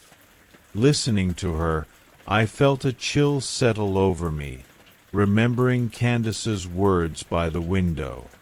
My niece had always been gentle and thoughtful, fond of prayers and quiet stories. I believe in her own way, she saw something the rest of us couldn't, and sent it away. Even now, thinking back, the world feels a little wider, a little stranger. Some things move beyond what we can measure or understand.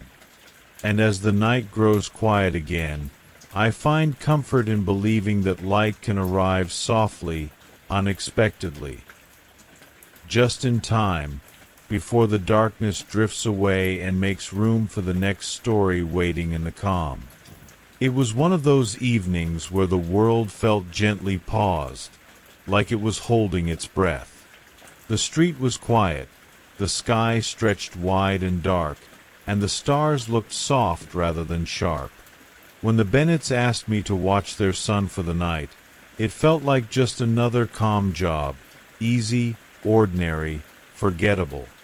At least, that's what I thought as I walked up their driveway, listening to the distant hum of night insects and the whisper of wind through manicured trees. Their house stood tall and warm under the porch light, the kind of place meant to feel safe. The kind of place people smiled in family photos. I lifted the welcome mat, retrieved the key exactly where they said it would be, and let myself inside. The door closed behind me with a muted click, sealing me into a space that smelled faintly of cinnamon and polished wood. No parents greeted me. No rushed instructions. Just silence. Inside, everything was immaculate. Too immaculate. The furniture sat perfectly arranged, untouched, as if no one truly lived here, only passed through. On the entry table, an envelope waited with my name written neatly across the front. I opened it slowly. It was a thank you note. Not from just the Bennetts, but from several families. Even a pastor's name was included.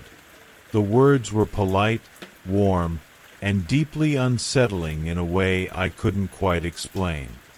I placed the letter back where I found it, took off my shoes, and called out softly into the house. "Ethan." A faint sound came from upstairs. Not a voice, just movement. I followed it, my footsteps careful, each stair creaking gently beneath me.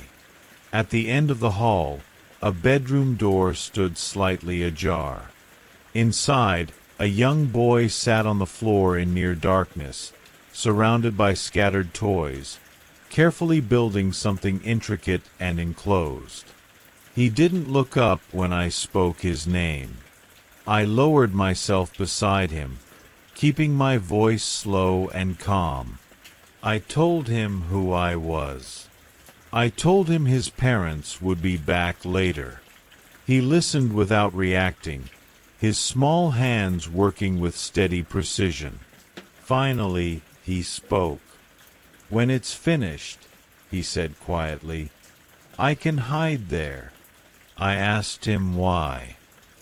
He paused, then answered in a voice barely louder than the room itself. "Until I'm not scared." From that moment on, the house felt different, like it was listening. We ate together in silence later, the soft clink of dishes the loudest sound in the room. He didn't complain, didn't ask questions, just followed along, as though he was used to adults appearing and disappearing without explanation. I tried to make conversation, but he answered only when necessary, his eyes distant, thoughtful. As we walked through the house, I noticed the symbols everywhere. Crosses, paintings, scriptures framed on the walls. Not a single photo of Ethan alone. Only group pictures, where he stood slightly apart, almost forgotten. When we passed a closed door in the hallway, he stopped. "They don't let me go in there," he said. I tried the handle later. It was locked. "They have meetings," he added, already walking away. In the small library, hidden behind rows of religious books, he found one simple children's story. He read it himself, slowly, carefully, pronouncing every word as though it mattered deeply. I listened, watching the way his shoulders relaxed as he read, how the story seemed to anchor him. When he reached the last page, he spoke again, just as calmly as before. "I think my mom and dad want to hurt me." The words landed softly, but heavily. I asked him why. He said it was because he was different. I told him different wasn't bad. I told him he was safe tonight. I wasn't sure if he believed me, but he nodded anyway. Later, when he lay in bed, the house seemed quieter than before. Too quiet. He whispered once more, eyes closed. "I don't think they could find me last time." I stayed until his breathing slowed, then slipped out, my thoughts uneasy and tangled. Time passed strangely after that. Minutes stretched. My phone buzzed with vague messages asking me to stay longer, to not leave him alone. Something about the wording felt wrong, too careful, too deliberate. While waiting, I searched the house, my curiosity turning into concern. In a kitchen cabinet, I found a small notebook. Inside were dated entries, notes about prayers, about holy water, about fear, about certainty. The last entry made my hands tremble. They believed the child was dangerous, not metaphorically, not symbolically, truly. My chest tightened as I stood outside the locked room again. This time, I forced it open. Inside were chairs arranged in a circle, notes pinned to a board, handwritten accounts of dreams and visions, all of them pointing to Ethan, all of them spoken with absolute conviction. I closed the door quietly and returned upstairs. That's when I heard the front door open. Slowly, carefully, I moved without thinking, back to Ethan's room. He was awake now, sitting upright, fear finally visible in his eyes. I placed a finger to my lips and held his hand, grounding him, grounding myself. Footsteps echoed below. Voices whispered. We hid. We waited. Time blurred into quiet breaths and pounding hearts. When it became clear they were searching, I made a decision. I helped Ethan climb into the attic, whispering encouragement, pressing something small into his pocket, something to remind him he wasn't alone. As the attic door closed, the house seemed to exhale. Soon after, distant blue lights flickered against the walls. Sirens hummed far away, gentle but unmistakable. The voices below faded. Doors opened. Commands were spoken calmly but firmly. I sat on the floor and let myself breathe again.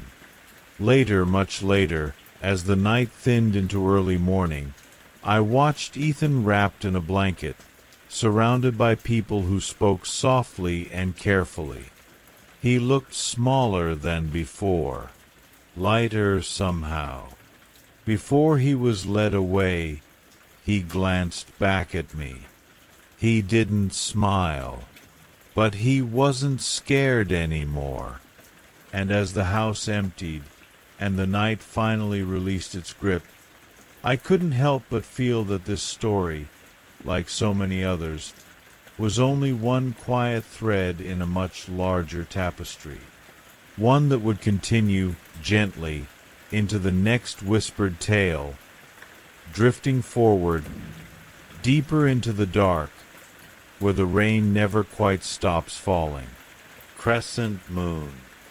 The first sound that drifted through the hallway wasn't a scream, exactly. It was softer than that. A broken, desperate noise that felt swallowed by concrete and distance, as if the walls themselves were trained to keep secrets. Jim paused, listening, calm as ever. He had always preferred the quiet moments before things began.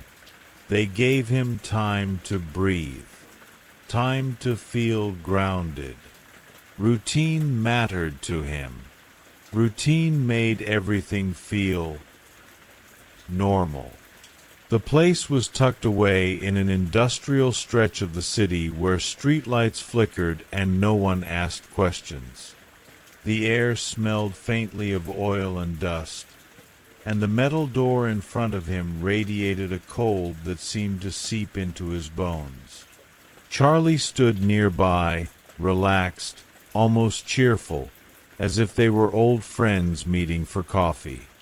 "A lively one tonight," Charlie said casually, as though commenting on the weather. Jim nodded. He liked when things felt unpredictable. It reminded him he was still awake, still present. Money changed hands quietly. Rules were followed.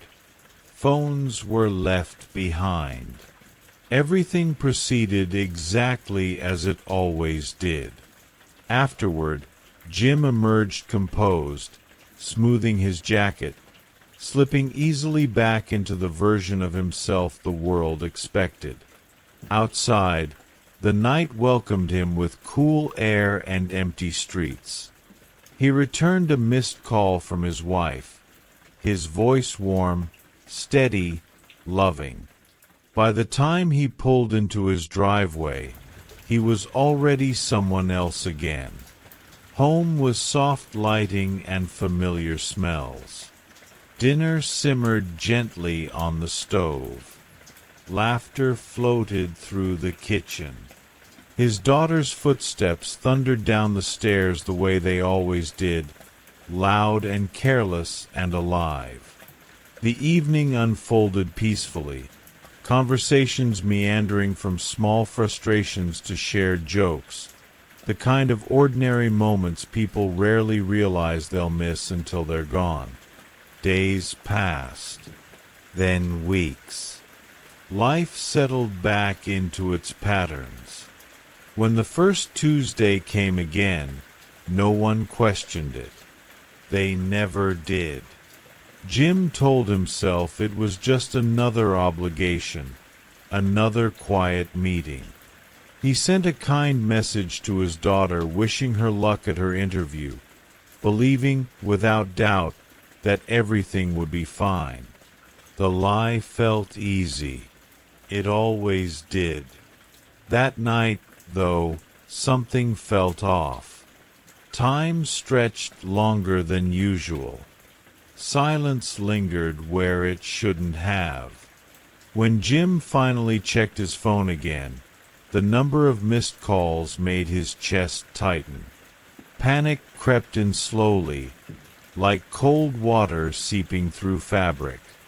He drove back through empty streets with a growing sense of dread, his thoughts looping, colliding, refusing to settle. A realization began to form, not all at once, but piece by piece, until it became impossible to ignore.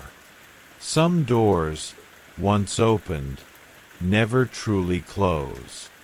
When he returned to the building, the familiar comfort was gone. The air felt heavier. The lights buzzed faintly. Answers came too quickly, and understanding arrived with a weight that stole his breath. What he found inside that locked room shattered every careful separation he had built between his worlds. After that, time lost its shape. Sirens arrived eventually, distant at first, then closer. Voices echoed. Doors opened. The night filled with movement and consequence. Jim sat alone, surrounded by the quiet aftermath of choices he could never undo, replaying every moment he dismissed as harmless routine. By morning, the city moved on. But somewhere beneath the hum of traffic and the rhythm of ordinary life, the memory remained, a reminder that monsters don't always hide in shadows, and horror doesn't always announce itself loudly.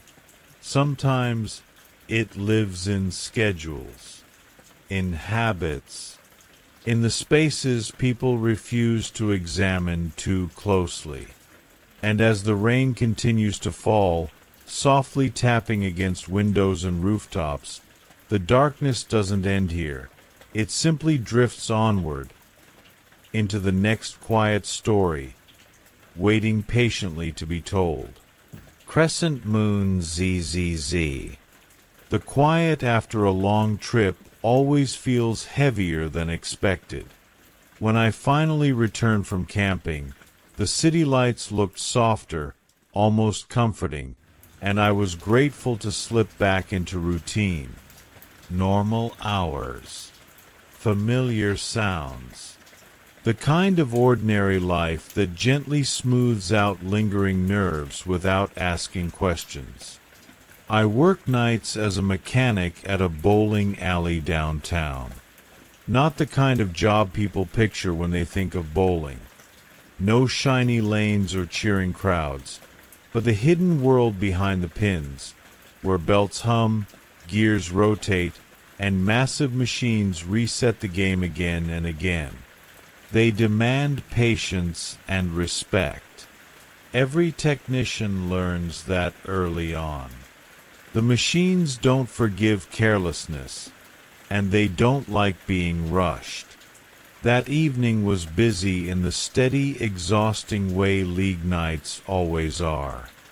Dozens of lanes filled with rhythmic crashes of pins and rolling thunder from bowling balls.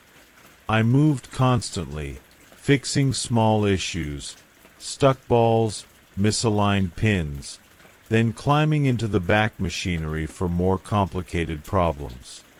By the time league play wrapped up, my legs ached and my mind felt pleasantly empty.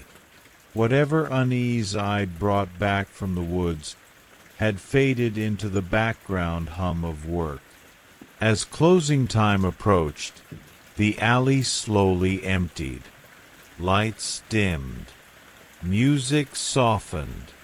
Lane 23 had gone dark earlier in the night, but with bowlers still playing elsewhere, it had been left for last.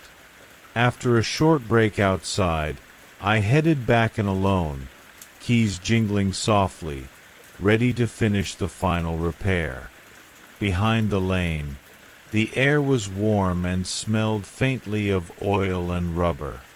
I locked the machine out, just like I'd done hundreds of times before, and began easing the belt down by hand.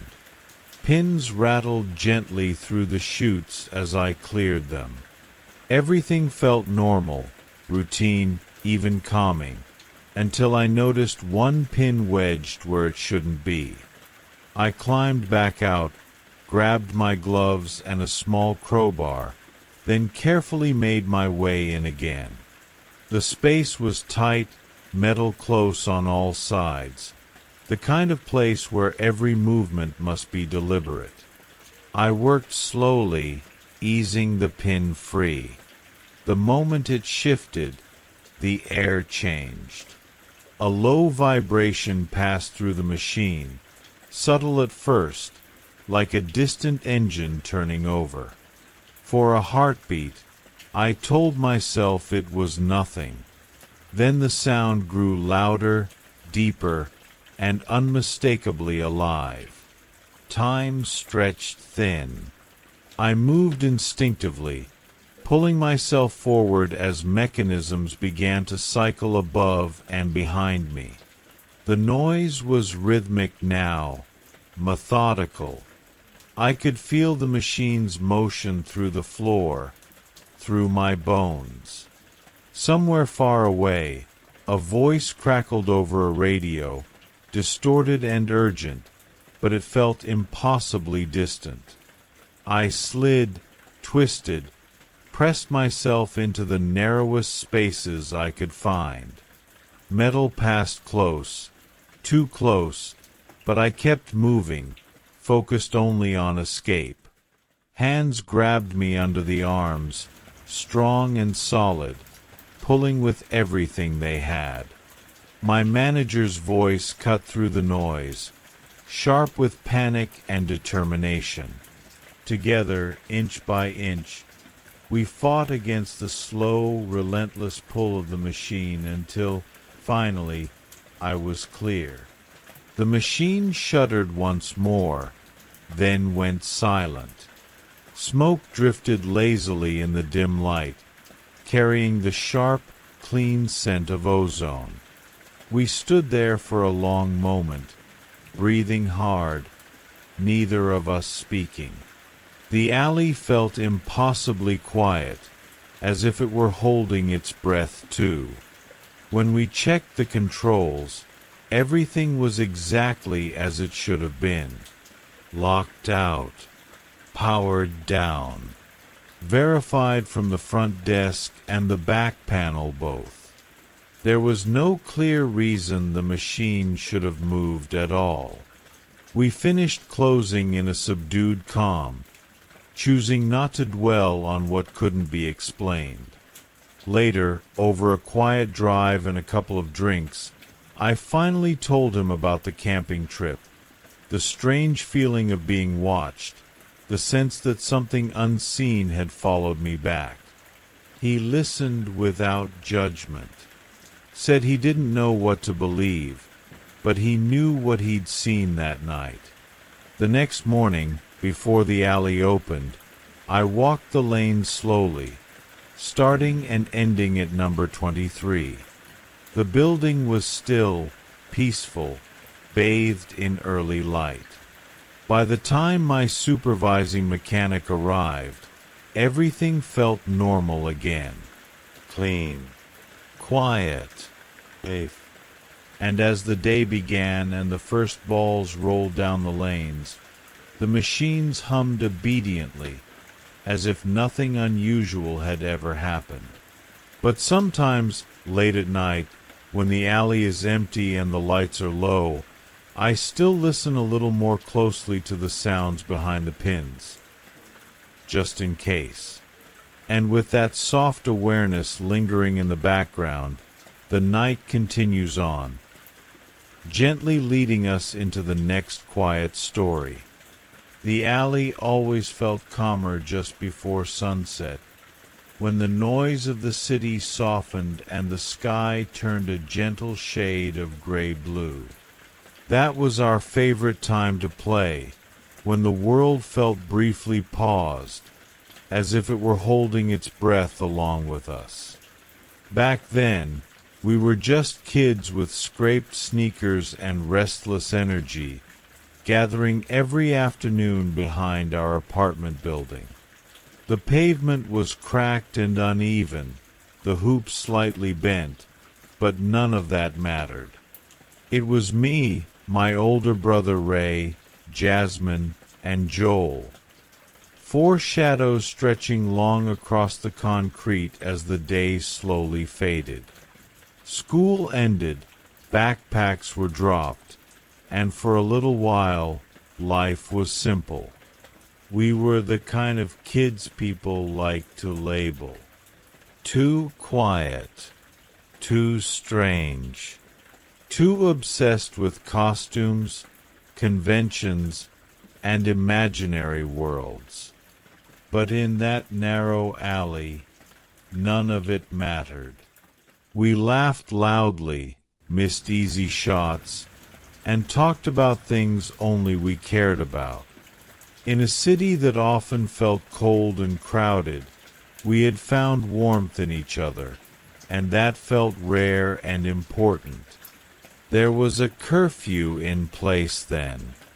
Posters with unfamiliar faces were taped to streetlights, their corners peeling in the wind.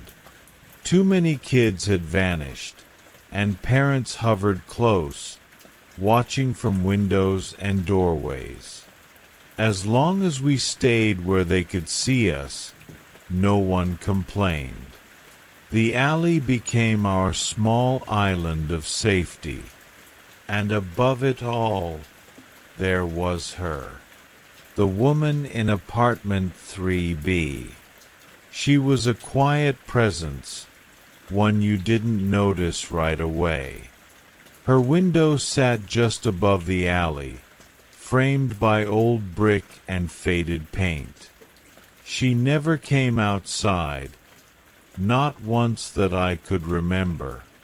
Her apartment looked crowded from the inside, shadows stacked upon shadows, as if the rooms were filled with memories that had nowhere else to go.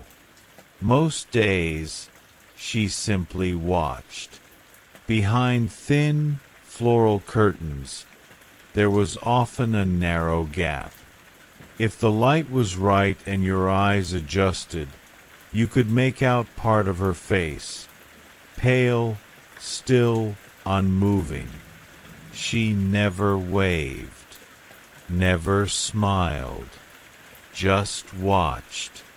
Jasmine once said she was probably lonely, and I wanted to believe that.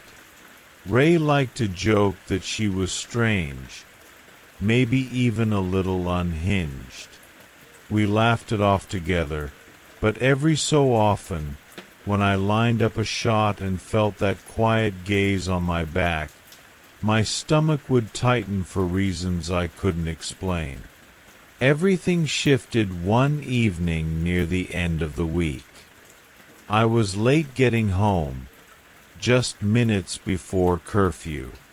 The streets were quieter than usual, and I hurried, already rehearsing excuses in my head.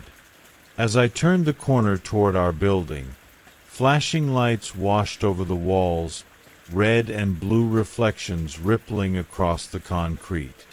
Police cars stood idling near the entrance. For a moment, I thought I was in trouble, but no one looked my way. All attention was focused elsewhere, near an unmarked vehicle parked at the curb. And that's when I saw her. The woman from apartment 3B was being guided gently, firmly, toward the back seat of a cruiser. Her hands were restrained, but she didn't resist. She didn't look afraid. She didn't look angry. She looked empty, as if whatever thoughts she once had were far away now. She stared straight ahead, until she didn't. Slowly her head turned, and her eyes found mine. There was no expression in her face, no emotion I could name, just a steady, unblinking gaze that settled on me with unsettling focus. It felt as though time had stretched thin, like the air had grown heavier around my chest. Even as the car door closed and the vehicle began to move, her eyes never left mine. I stepped back without realizing it, my heart beating quietly but fast. When I finally turned away and hurried inside, my hands were trembling. Ray was waiting near the door, arms crossed, already mid-scold about the time. I tried to explain, words stumbling over themselves, but he'd seen the lights too.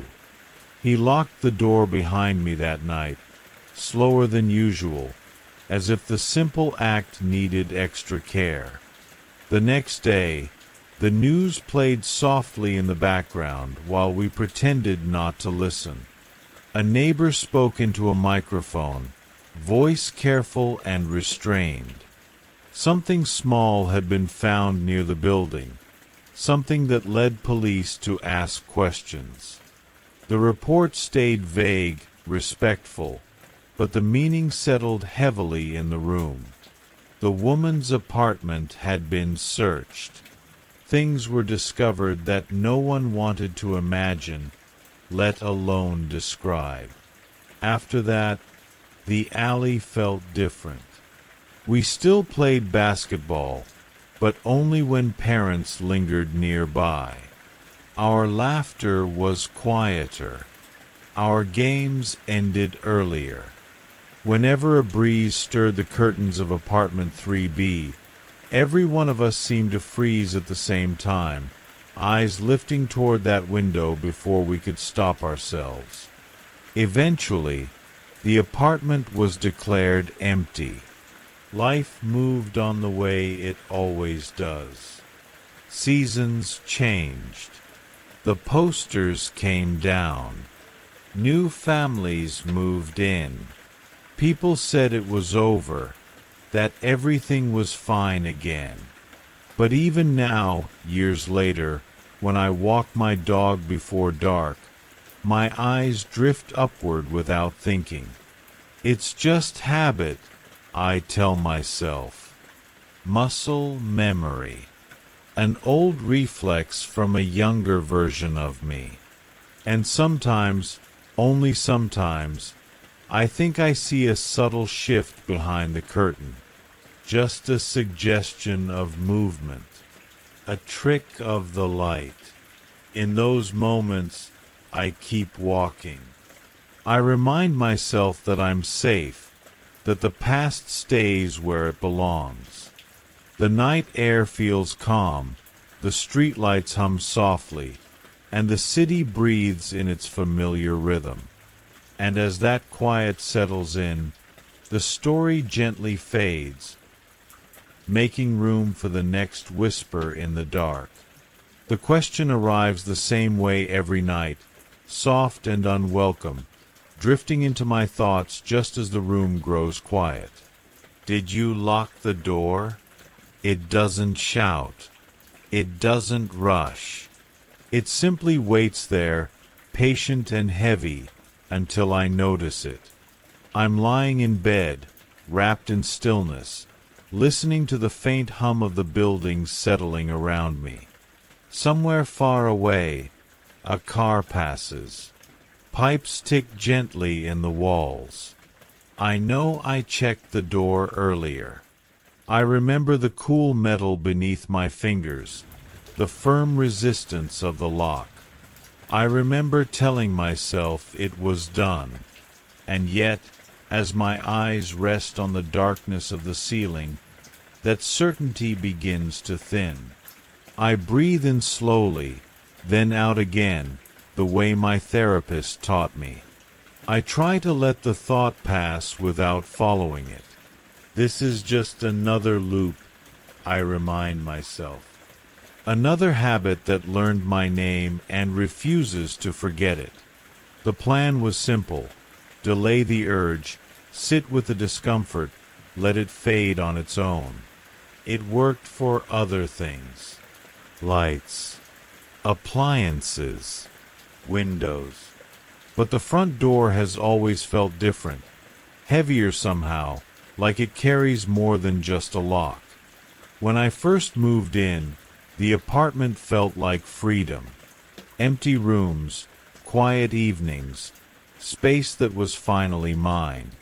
During the day, everything felt solid and real. But at night, when the lights dimmed and the hallway stretched into shadow, my eyes kept drifting to the front door. What once felt sturdy began to feel thin, unreliable, as if it might change when I wasn't looking. The idea settled in quietly, and before I noticed it had taken root, I was standing up to check the lock again. At first, it was once an hour, then more often. By the time darkness fully fell, minutes felt too long to wait. Living and working in the same space meant there was no real escape from my own routines. Days blurred together, exhaustion settling in like dust. That was when my friends urged me to talk to someone, gently but firmly, before the habit grew any stronger. Therapy was slow, careful work. At first, it was just learning how to speak honestly without feeling small. Then it became about tracing the shape of my thoughts, noticing where they tightened and why. Eventually, I said the words out loud. The door, the fear, the endless checking. Naming it didn't make it vanish, but it made it quieter. Over time, I stretched the distance between each check. 30 minutes. An hour. Progress, even if it felt fragile. Still, every night, just before sleep, the question returned. Did you lock the door? Tonight is no different. My body is tired, but my mind feels painfully alert. In the darkness behind my closed eyes, my thoughts wander down the hallway, across the familiar floorboards, toward the front of the apartment. I picture the door the way my fear wants me to see it, worn, loose, barely holding on. In that imagined silence, I can almost hear the slow turn of the handle, the soft complaint of hinges moving in the dark. I exhale and sit up. I'll try again tomorrow, I whisper, knowing the words are more comfort than promise. My feet touch the cool floor as I step into the hallway. The apartment feels different at night, larger somehow, the shadows deeper and more deliberate. I pause at the bathroom, splash water on my face, and look at my reflection. Tired eyes, tight shoulders, someone trying very hard to be calm. When I turn back toward the bedroom to grab my keys, a gentle chill brushes my skin. The window is open. I stop completely, the moment stretching thin. I don't remember opening it. I'm sure I don't. Night air drifts in quietly, carrying the distant sound of the city breathing. My thoughts scatter, trying to rearrange themselves into something logical. Maybe I forgot. Maybe it was earlier. Maybe. A soft sound interrupts me. A subtle shift of weight. The quiet complaint of a floorboard just beyond my door. Then something else. Slow, careful breathing, uneven, like someone holding back a smile. I step backward, heart steady but loud in my ears. The hallway feels suddenly too long, the air too still. I turn and move quickly, then faster, down the stairs, each step echoing gently in the silence. Behind me, there are footsteps as well, unhurried, measured, as if there is no need to rush at all. The front door comes into view, pale in the low light. I reach it and grab the handle, shaking it with trembling hands. For a moment, everything else fades. The apartment, the hallway, even the fear, until only that familiar thought remains, clearer than ever. Did you lock the door? The footsteps stop behind me. There's the faint sound of metal shifting, keys brushing together, followed by a calm voice close enough to feel. Did you lock the door? The moment lingers there, suspended in the quiet, as the night holds its breath, and gently, seamlessly, makes space for the next story to begin. The first sign was a small, quiet thing, easy to miss if you weren't paying attention. An automatic message, polite and plain, telling the world I was no longer there. I read it twice, then a third time, waiting for it to correct itself. It never did. The morning felt ordinary enough. Pale light rested on the dashboard as I drove, the city moving at its usual unhurried pace. Traffic lights blinked. Coffee steamed from travel mugs. Nothing suggested that my place in the day had quietly slipped loose. I kept thinking there must be a mistake, some technical error that would sort itself out the moment I showed up and smiled at the right person. The office doors slid open without resistance, and the familiar hum of voices wrapped around me. Desks were clustered with people standing too close, hands covering mouths, shoulders leaning into one another. The air was heavy with murmurs and the soft sound of crying.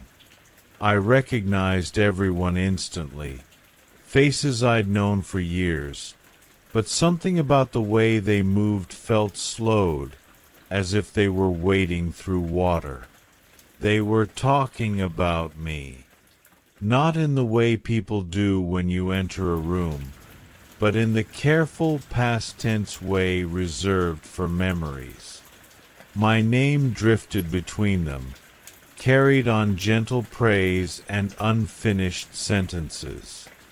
I stepped forward, laughed once to break the tension, raised my hand to wave.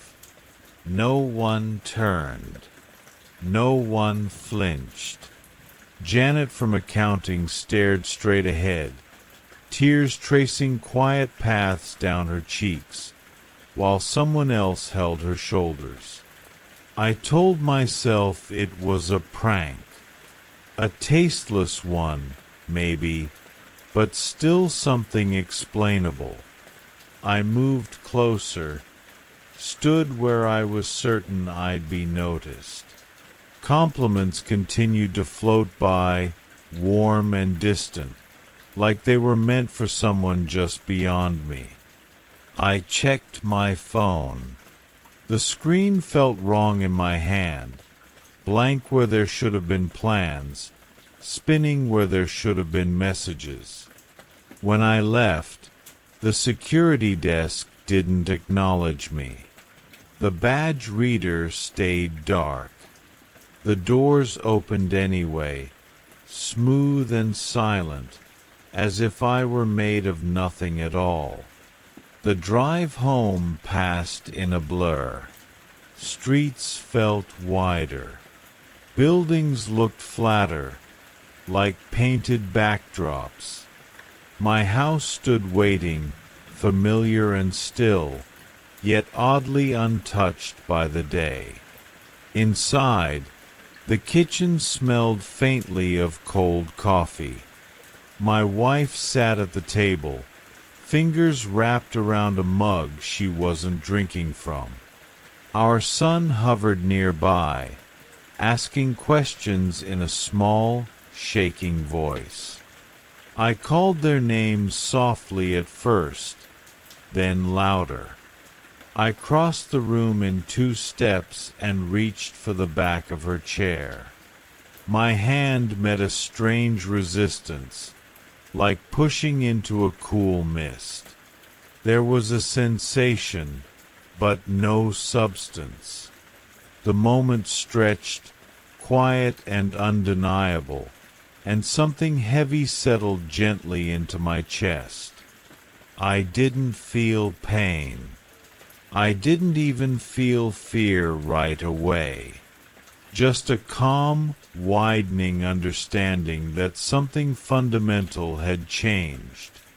I wandered after that, moving through spaces that had once been mine. The neighborhood was quieter than I remembered. The corner bar was dark, its windows covered, like it had closed without saying goodbye. The park bench where I used to eat lunch caught the afternoon light, occupied by a stranger scrolling through his phone, unaware of the memories layered beneath him. I tried calling people I loved. The phone rang and rang, patient and hollow, until voicemail answered with my own voice, bright, confident, preserved exactly as it had been. I listened all the way through, comforted and unsettled by the sound of myself still existing somewhere. Time lost its edges. There was no sunset, no slow fading of color. Night simply arrived, soft and complete. I stood in the street as cars passed through me, their headlights warming the air without touching me. The world continued, steady and unbothered, as if it had practiced this moment many times before. I searched my thoughts for the last ordinary thing. The last time I felt tired in a way that promised rest. The last laugh that didn't echo. Memories came gently, one by one, like leaves settling on water. None of them hurt. All of them felt finished. That was when the truth finally settled, not as a shock, but as a quiet certainty. I understood why no one could see me, why the doors opened without sound, why the day had gone on without me. And in that understanding, something softened. The fear I expected never arrived. Instead, there was a strange sense of release, like setting down a weight I hadn't realized I'd been carrying. The city lights shimmered peacefully. Somewhere, life continued in warm kitchens and crowded offices, in small arguments and shared smiles. I took one last look at the street, at the sky above it, and let myself grow still. The night held me without judgment, and the silence felt kind. And as that quiet deepened, it gently made room for another story to begin, drifting in just beyond the edge of sleep. Some years don't break all at once. They wear you down quietly, piece by piece, until you barely recognize yourself. By the time this story begins, I was already very tired, not just in my body, but somewhere deeper. That year had taken nearly everything I thought defined me. My health failed in ways I couldn't argue with. Work slipped away. Money thinned out until it became a constant whisper in the back of my mind.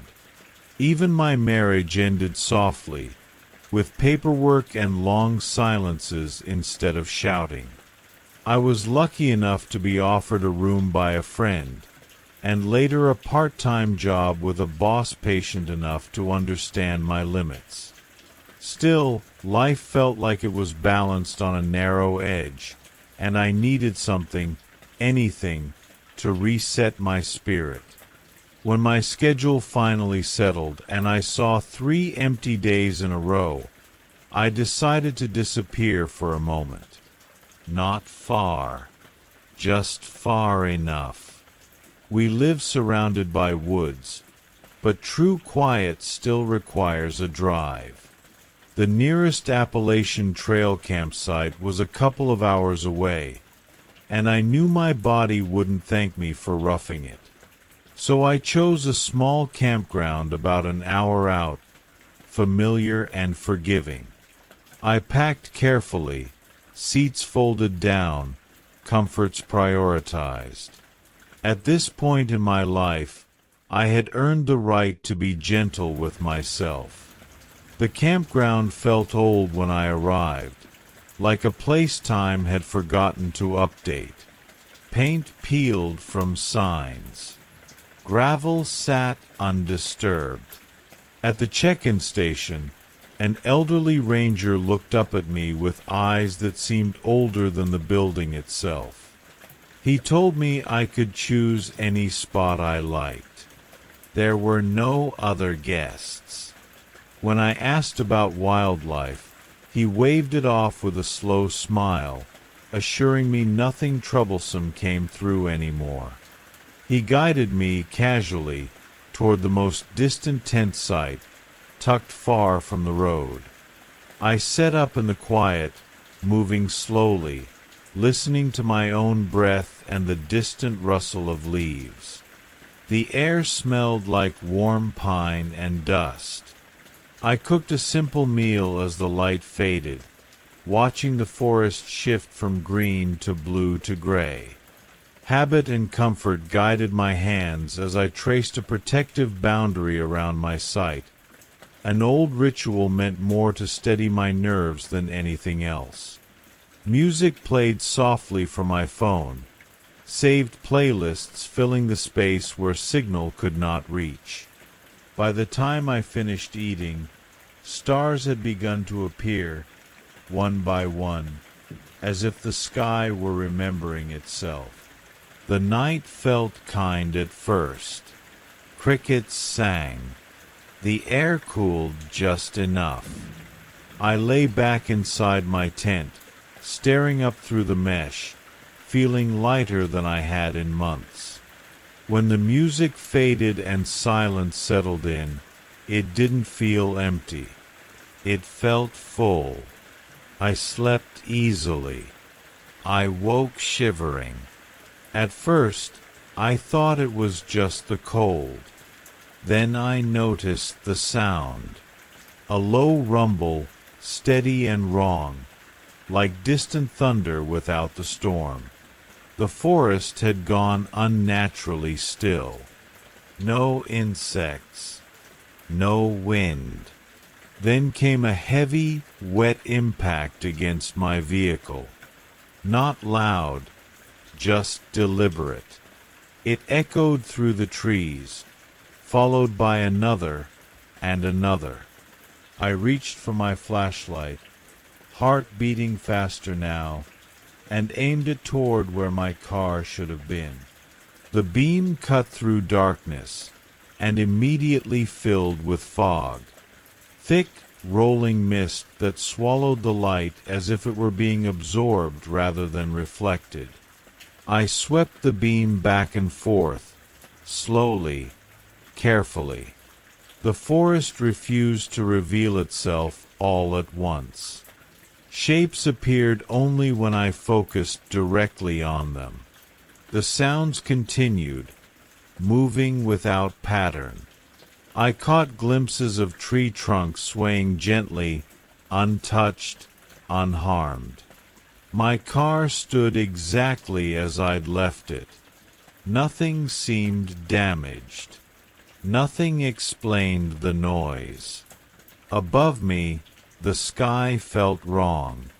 Where stars should have been, there was only a vast, seamless dark, pressing down like deep water. I turned off the light and sealed the tent, choosing stillness over understanding. Lying on my back, I focused on the small patch of sky visible through the vent. telling myself the simplest explanations were always the truest. Night brings fog. Forests make sounds. Fear fills in gaps when the mind is tired. I took my medication. I breathed. Eventually, exhaustion won. Morning arrived gently, warm sunlight pressing against the tent walls. Birds returned, as if nothing had happened. I stepped outside, stiff and slow, and surveyed the campsite. That was when I noticed the ground.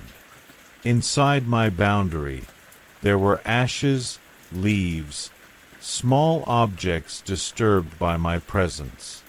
Outside it, the forest floor was bare. No twigs, no needles, no undergrowth. As if the land itself had been carefully cleared, leaving nothing behind. I packed quickly. At the exit, I stopped to tell the ranger what I'd experienced. He listened patiently, smiling. When he spoke, his teeth caught the light just a little too sharply. He assured me everything was fine, that the park took care of itself. He waved as I drove away, friendly as ever. The road carried me back toward familiarity. Trees thinned. Cell service returned. Life resumed its shape.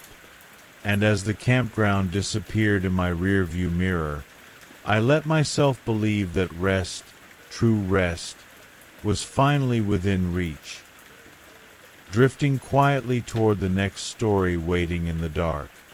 Some rules are spoken so softly that you don't realize they are meant to save you. They drift through classrooms and hallways like dust, settling quietly into memory. In our town, there was one rule everyone heard before they learned to spell their own name. Never go into the fields. I grew up in a desert town where the land stretches wide and empty, the way silence does when it has nowhere to go. The schools were small, the buildings sun-bleached, and the warnings were always the same.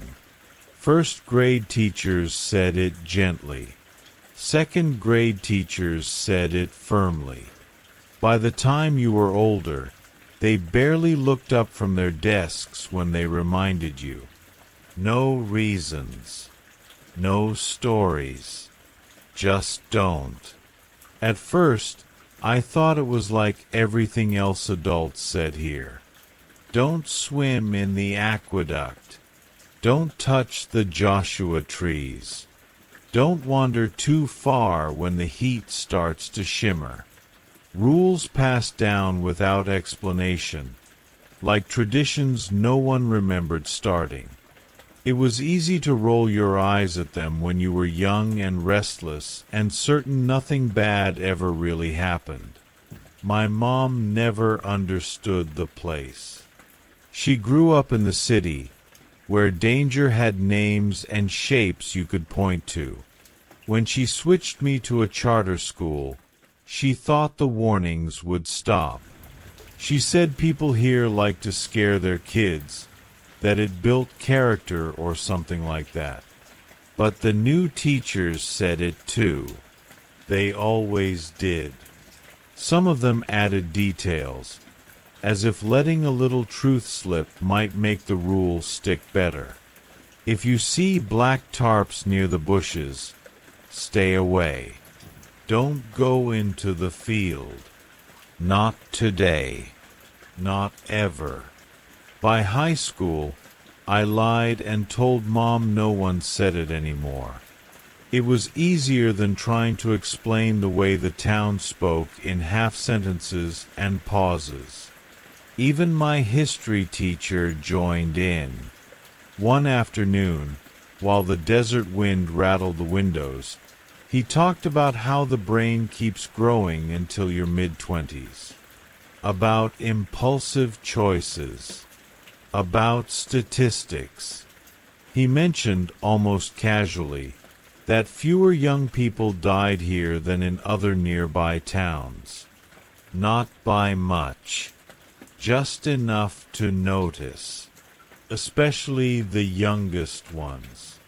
Everyone laughed. I did too. It sounded like a joke meant to keep an old superstition alive. That afternoon, the sky turned heavy and dark while I was supposed to pick up my little sister. Mom had missed another responsibility, and I had stepped into the space she left behind, like I often did.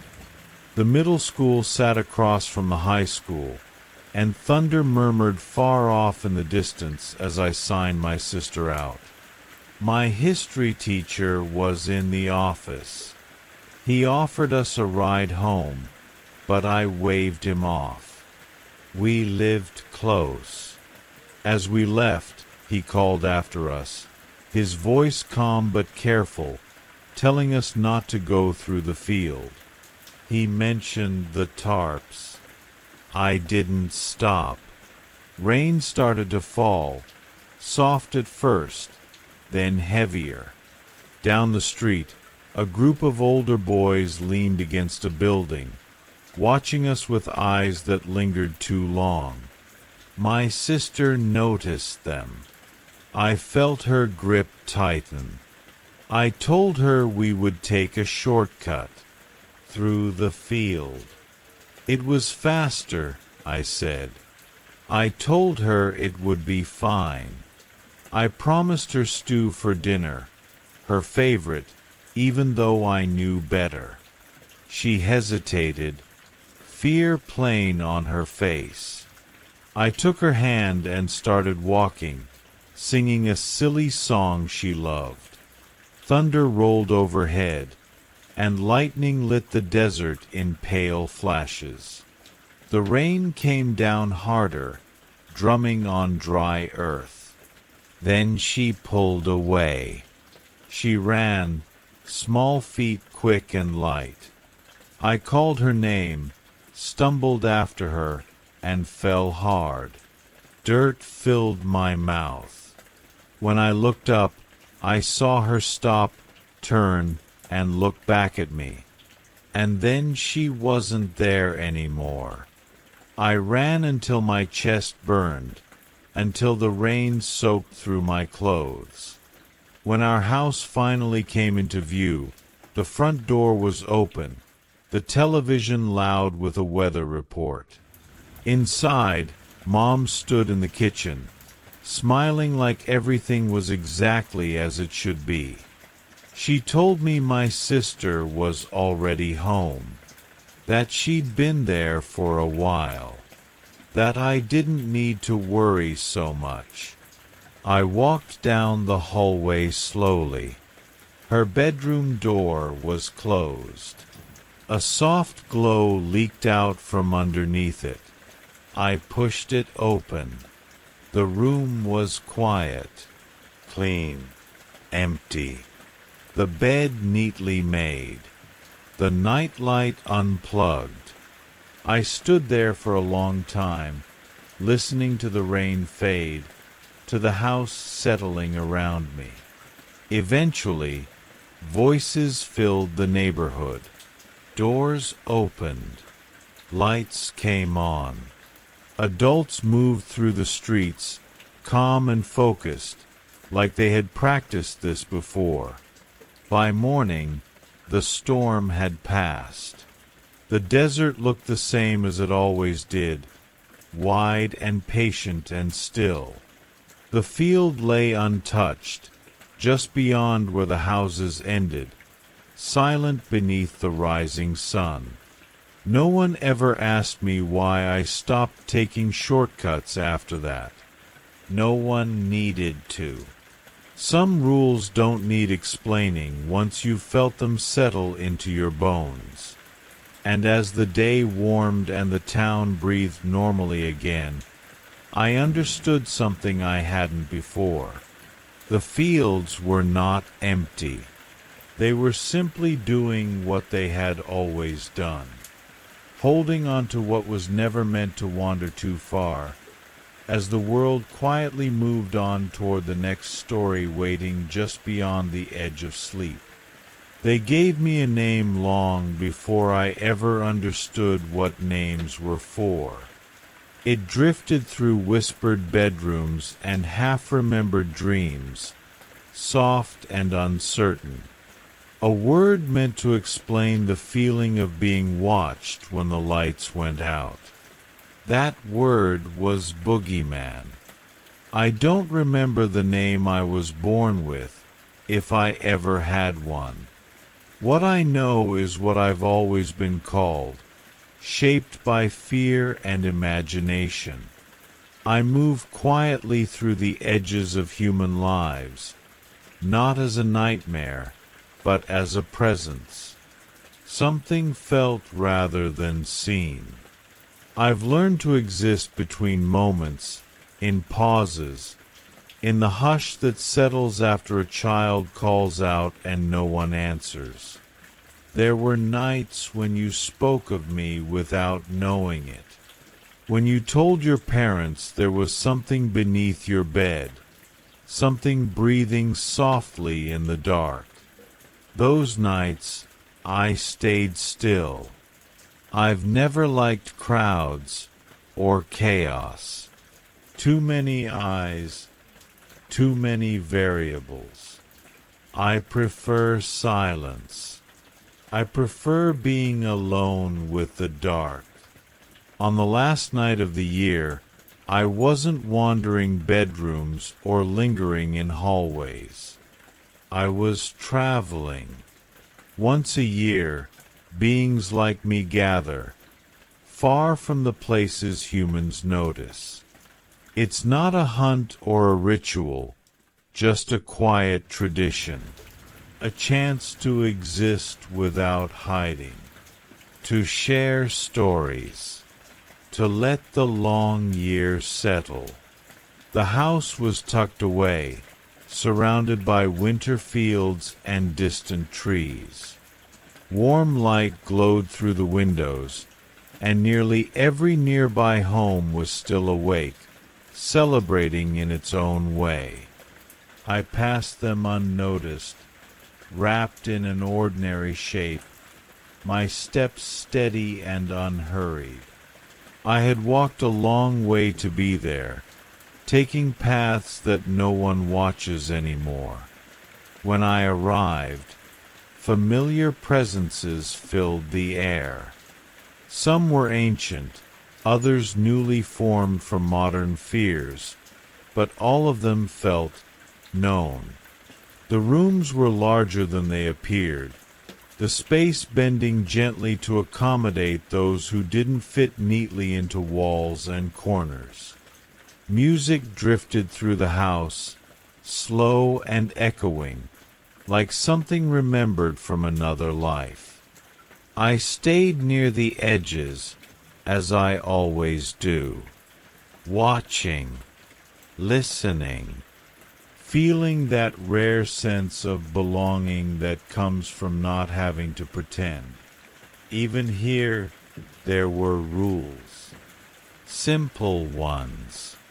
No harm, no feeding, no breaking the quiet balance that kept the gathering peaceful. Still, tension has a way of forming when too many instincts share the same space. A strange stillness crept in, subtle at first, like the moment before a storm. A small object lay forgotten near the center of the room, something that didn't belong. It shifted, changed, and briefly became something familiar enough to unsettle everyone at once. The room stirred. Old instincts rose. Fear, hunger, reflex. It happened quickly, then stopped just as fast, like a dream that dissolves when you wake too suddenly. The illusion faded. The quiet returned, heavier now, weighted with realization. No one spoke for a while. The gathering felt different after that.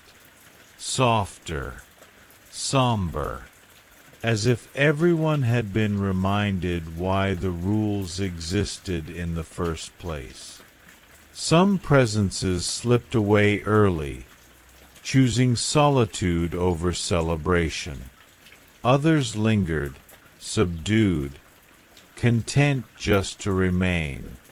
By the time the night thinned into early morning, the house was calm again. The music had slowed. The lights dimmed. Outside, the world carried on, unaware of how close it had come to something it would never understand. I left before dawn, returning to the places where shadows gather naturally, where fear is quiet and fleeting, and names are just stories people tell themselves to feel less alone. And as the year turned, and the world settled back into sleep, I faded once more into the spaces between heartbeats, waiting patiently as the night prepared to share its next story. Christmas Eve arrived wrapped in quiet excitement, the kind that feels gentle rather than loud. Snow dusted the sidewalks, and the world seemed to move more slowly, as if it knew the night was meant for softness. I remember thinking that this was how new beginnings were supposed to feel, warm, hopeful, and just a little fragile. I was going to meet Jack's parents properly for the first time. In the few months we'd been together, he had become familiar in the way only comfort can. His parents, from what I'd seen before, were kind people, polite, careful, and touched by a lingering sadness that never fully left the room. Jack had mentioned his sister once or twice, always briefly, as if her name carried weight that shouldn't be handled for too long. That afternoon, Jack gave me a Christmas gift early. It was a dress. The fabric was soft and heavy in my hands, patterned in deep greens and muted reds, the kind of colors that feel old and seasonal, like evergreen branches and dried berries. When I tried it on, it fit perfectly, almost uncannily so. Jack watched me spin once in front of the mirror, his smile calm and fixed, his eyes shining with something I couldn't quite place. "You look beautiful," he said. "They're going to love it." The drive to his parents' house was quiet. Streetlights passed in slow rhythm, and holiday music hummed faintly on the radio. I told myself the tightness in my chest was just nerves. New families always feel like this, I thought. New expectations. New rooms filled with memories that aren't yours. Their house glowed warmly against the dark, every window lit. Jack helped me out of my coat in the hallway, laughing softly as his parents greeted us. Their smiles faded the moment they really looked at me. His mother's breath caught, her hand rising to her mouth as tears filled her eyes. Without a word, she turned and left the hallway. I looked to Jack, confused. He was smiling, serene, as though nothing unusual had happened. "Mom," he called gently. His father hesitated, then seemed to remember himself. He gestured me inside, his voice polite but distant, trailing off mid-sentence as we stepped into the living room.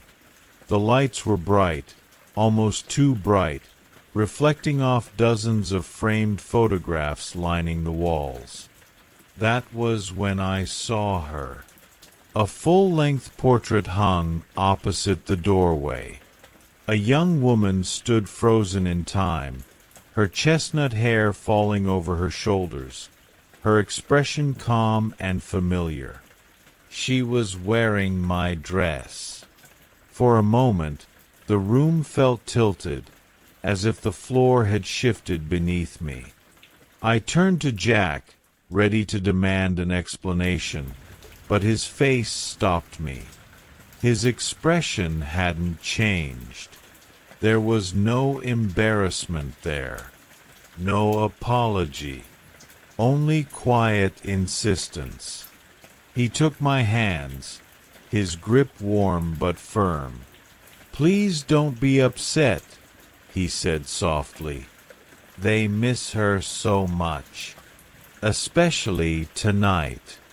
I just thought maybe this would help."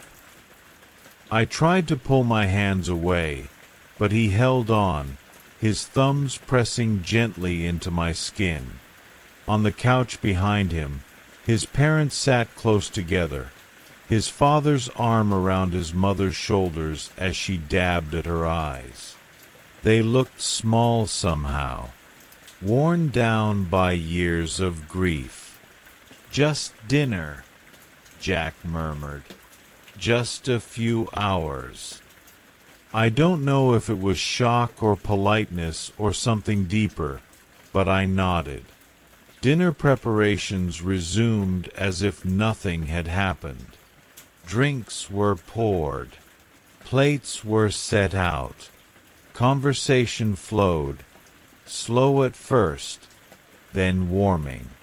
Jack spoke easily, pointing out photographs, telling stories that always circled back to his sister. Her achievements, her laughter, her favorite recipes. His parents leaned into these memories eagerly, their voices brightening with each shared detail.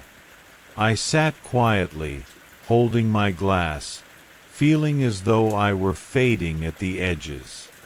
My phone buzzed in my pocket. One word appeared on the screen, from a number I didn't recognize. "Leave." My heart skipped. Jack glanced over. "Who's that?" he asked casually. "Spam," I said, forcing a smile. I looked up, my gaze catching on another photograph behind his mother's head. Lucy stood at a podium, frozen mid-presentation. Her eyes seemed almost alive in the frame, fixed on me.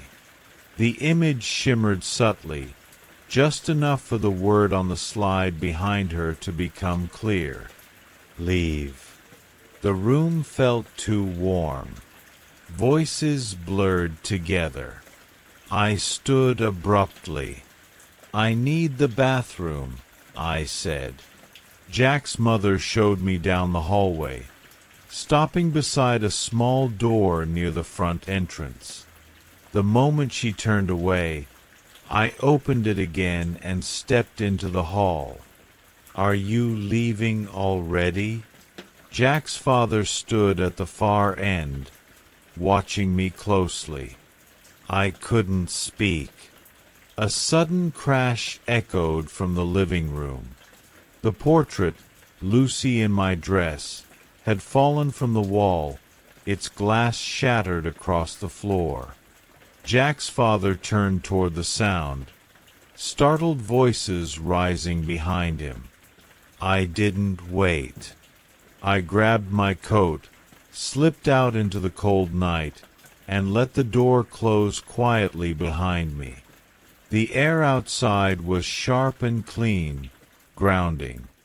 I walked until my breath slowed, until the house disappeared behind me, until the night felt like my own again. And as the snow continued to fall, soft and steady, the world returned to silence, ready, patiently, for the next story to begin. I didn't realize how quiet the night had become until the quiet itself seemed to lean closer, as if it wanted to listen. There are moments when sleep doesn't arrive gently, but instead opens a door you didn't mean to touch. This is one of those moments. And even now, remembering it feels like sinking slowly into a dark, warm tide.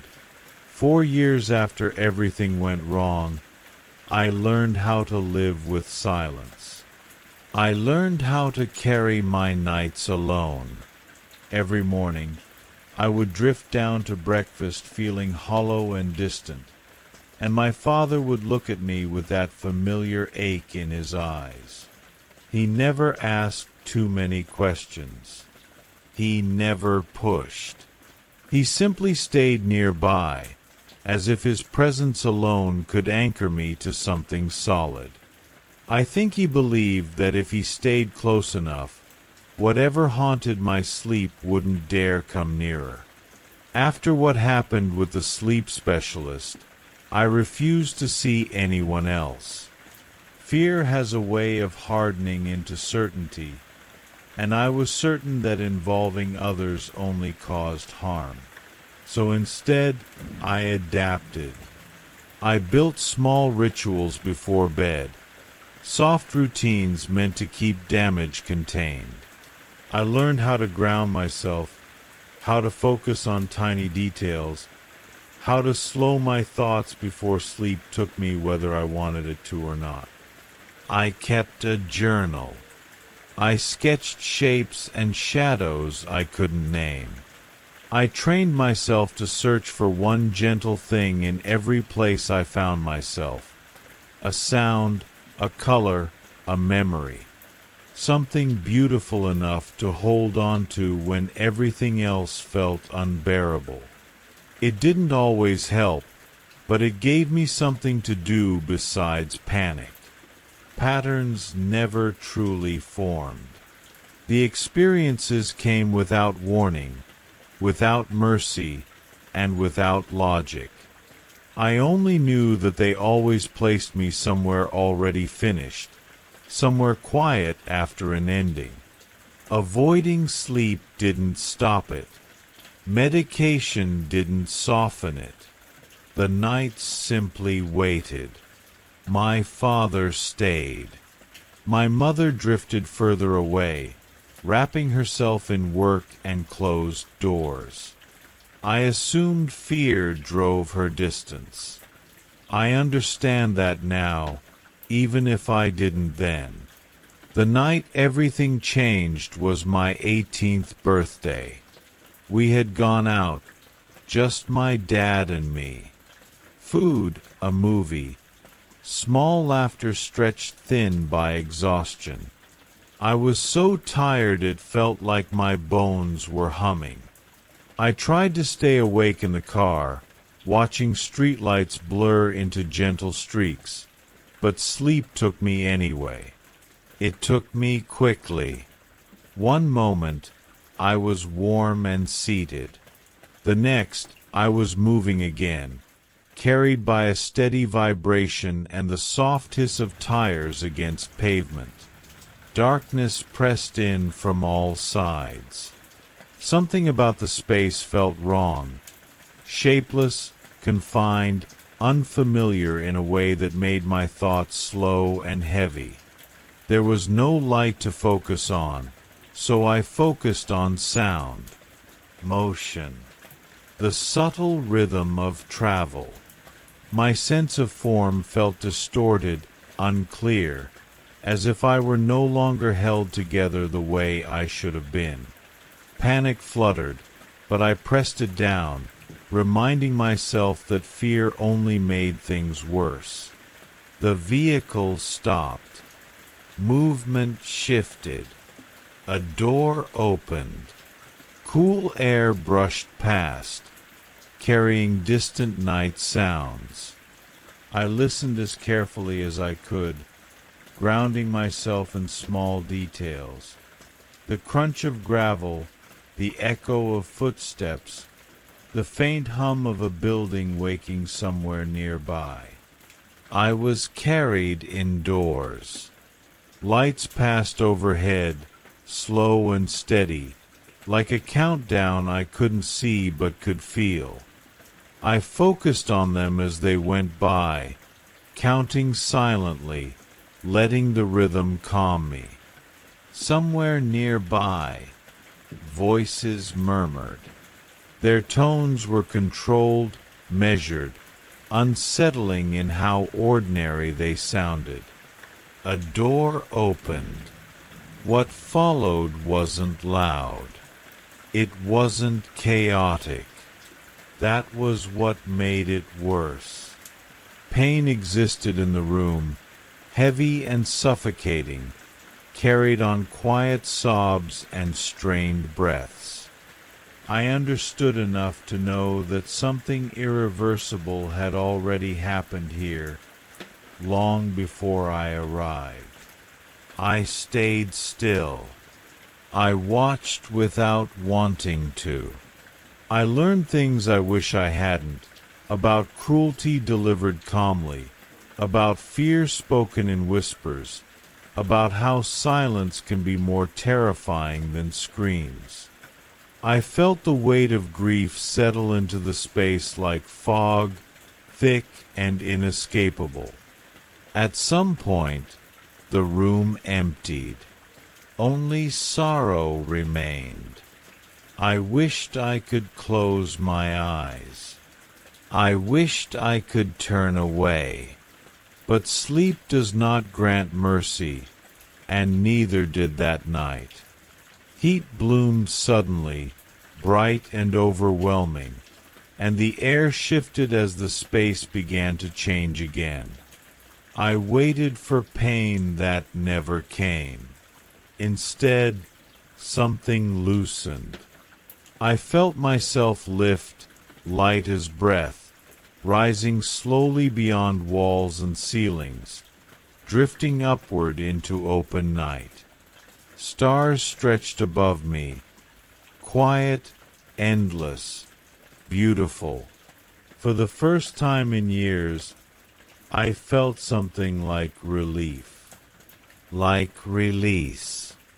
I hovered there, suspended between breaths, believing that this was the end of it, that the nights were finally letting me go. Then cold pulled at me, not violently, not suddenly, just firmly enough to remind me that I wasn't finished.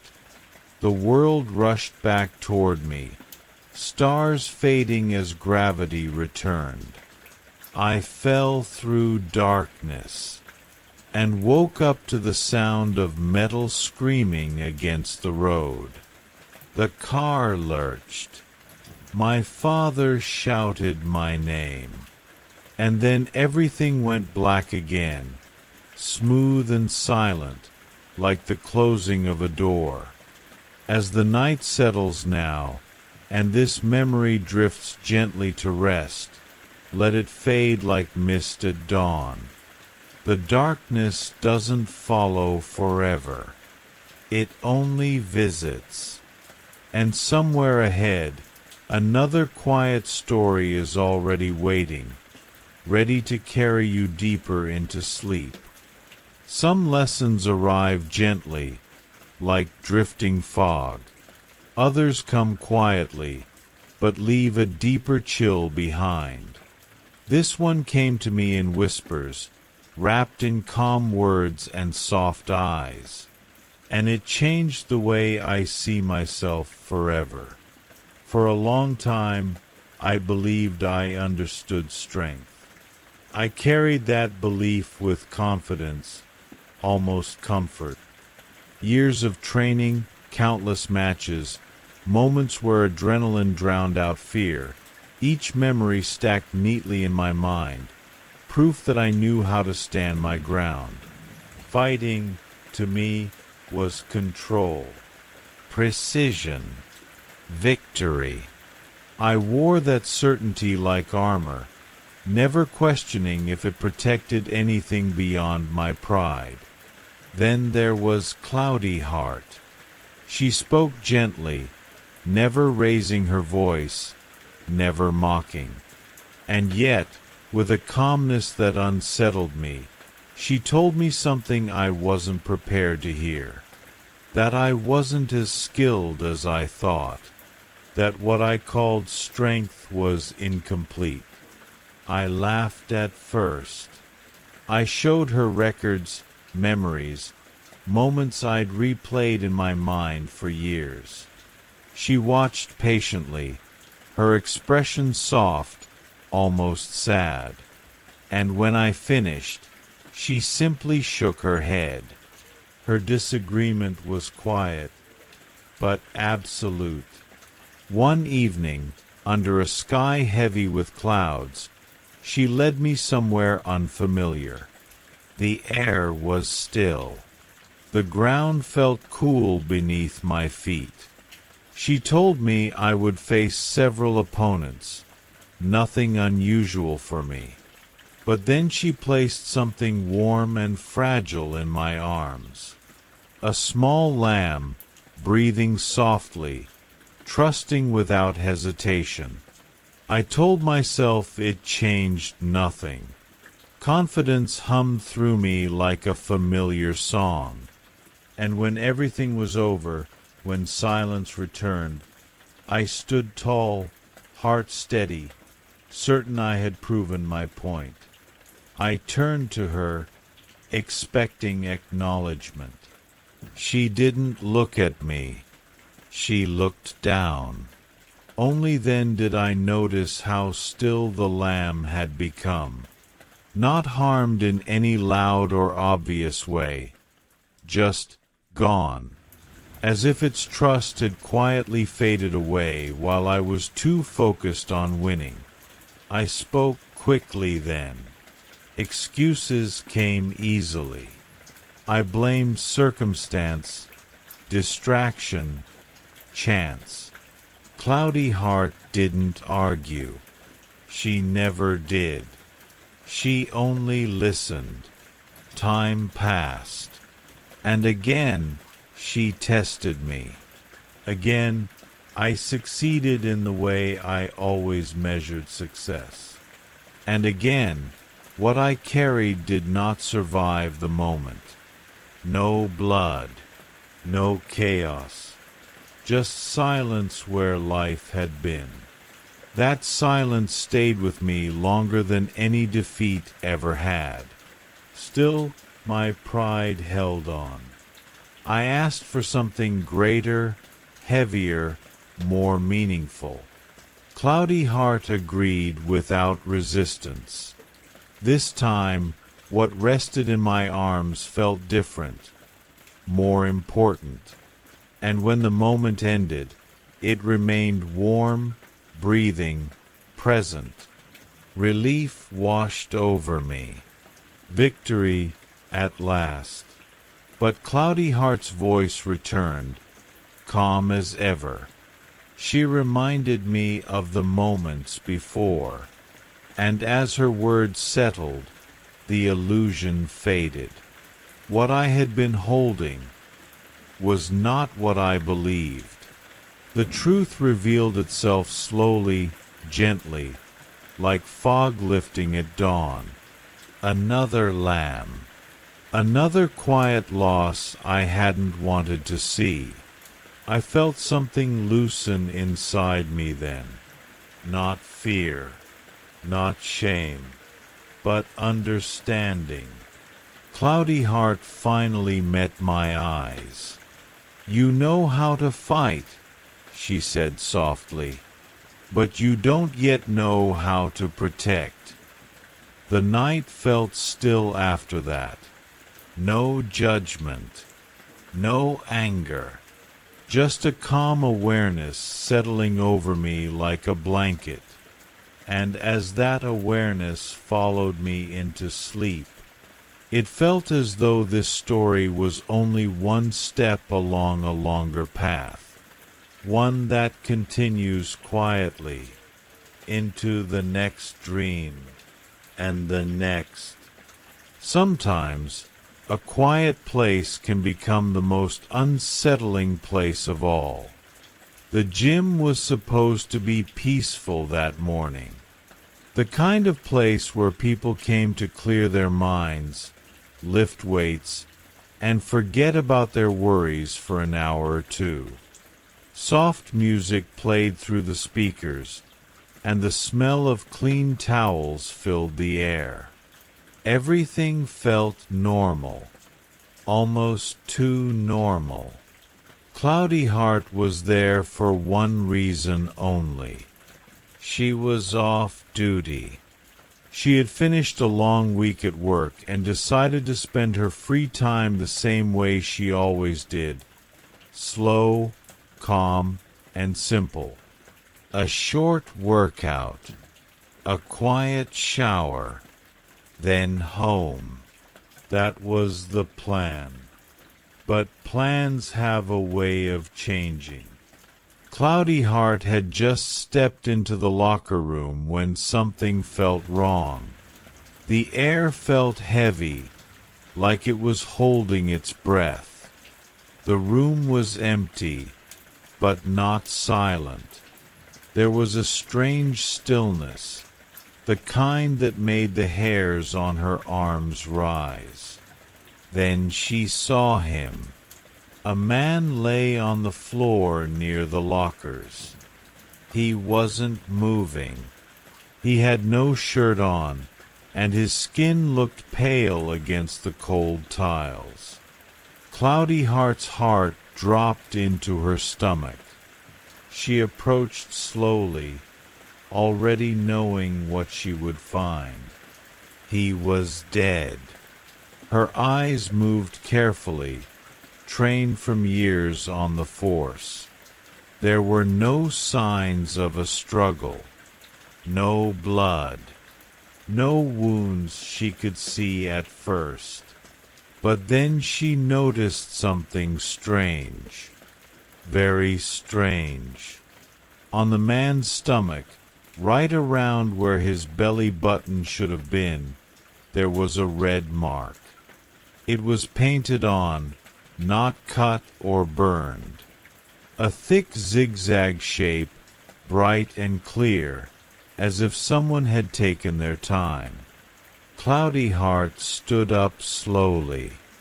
She took a deep breath. Her day off was over. She stepped outside the locker room and calmly locked the doors. Then she walked into the main gym area and spoke in a clear, steady voice. "Everyone, please stay calm. There has been an incident. No one is in danger right now." People froze. Some looked scared, others confused. Cloudy Heart showed her badge and explained that she was a police officer. Her voice was gentle, but firm. It helped settle the room. "There aren't many of you here," she said. "That's good. This won't take long." She knew exactly what she was looking for. Someone in that gym had a zigzag-shaped belly button. She didn't explain everything at first. She didn't need to. She simply asked her questions carefully, one person at a time. The first man she spoke to was tall and nervous. His hands shook as she asked him to lift his shirt just a little. "I don't like this," he said. "I understand," Cloudy Heart replied softly. "Just a moment." When he did, she saw it clearly. His belly button was shaped like a small triangle. Cloudy Heart nodded. "Thank you. You're fine." The man let out a breath and stepped aside.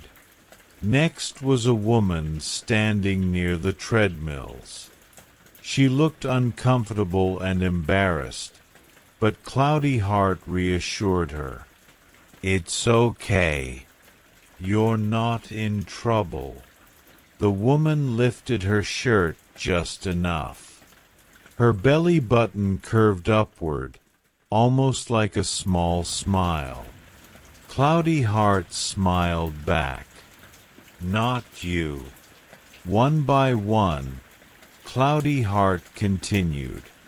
Another man had a long, flat shape, almost like a small rectangle. An older man proudly showed a diamond-shaped belly button and even laughed a little, saying he always thought it made him special. Cloudy Heart listened. She watched.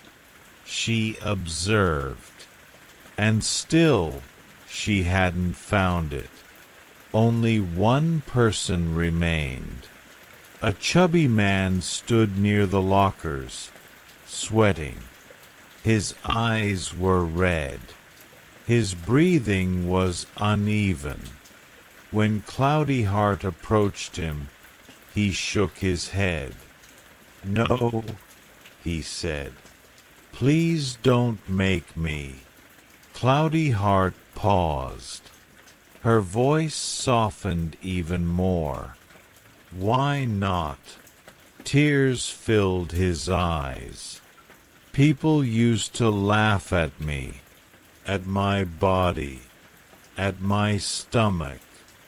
They called me names. They made me feel small." His voice cracked as he spoke, repeating strange words from his past. Words he used to shout to protect himself. Cloudy Heart felt a tightness in her chest, but she stayed focused.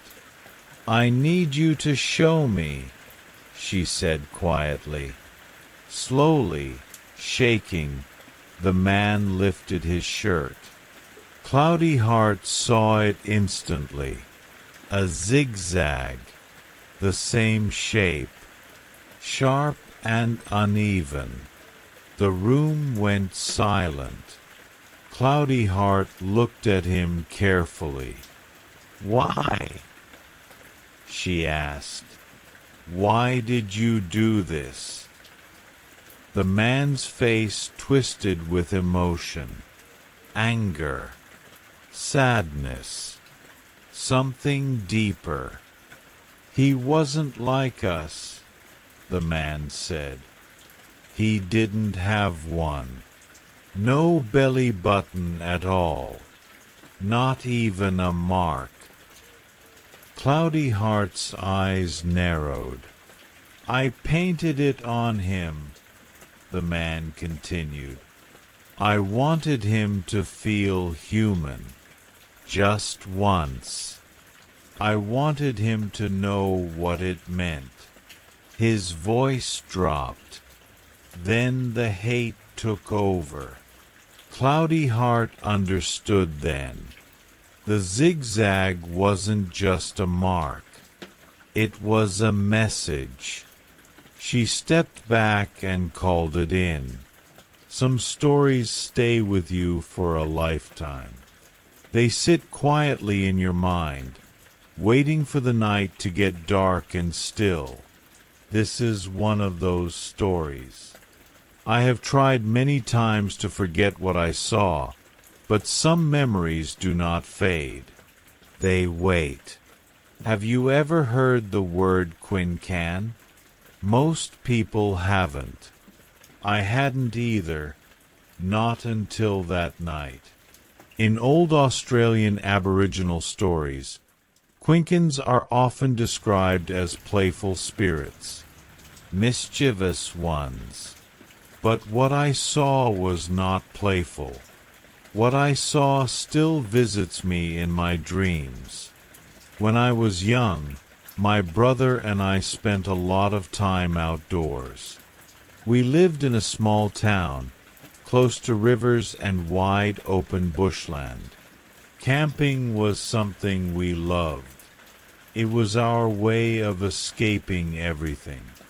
Most weekends, we would pack up our gear, grab some food, and head out to the water. One of our favorite places was a bend in the Buttakin River. Locals called it Big Bend. It was about an hour's drive from town, far enough that you rarely saw other people. That made it peaceful, quiet, at least during the day. I don't remember how old I was exactly. I was still a kid. This trip was a little different, though. My stepbrother came with us, and he brought his girlfriend too. I don't remember their faces very clearly now, just their voices, and the way my stepbrother liked to talk. After we set up camp and ate dinner, the sun slowly dropped behind the trees. The bush grew dark in that soft, natural way. Crickets started to sing. The river moved slowly, making quiet sounds against the rocks. The moon was bright enough to light the path. That's when my stepbrother spoke up. He suggested we take a walk through the bush. He wanted to go somewhere called Echo Hole. I had only been there once or twice when I was very little. It was a large water hole, surrounded by tall rock walls. Sound bounced around there in a strange way. Your voice would come back to you, stretched and twisted. The idea excited me. A moonlit walk through the bush felt like an adventure. So we left the camp and started walking. As we moved through the scrub, my stepbrother started telling stories. Stories about the bush. About things people had seen out there. That was the first time I ever heard about Quinkins. He said they watched people. He said they followed campers. He said they chased people who wandered too far from safety. I wasn't scared yet. I was curious. I liked scary stories back then.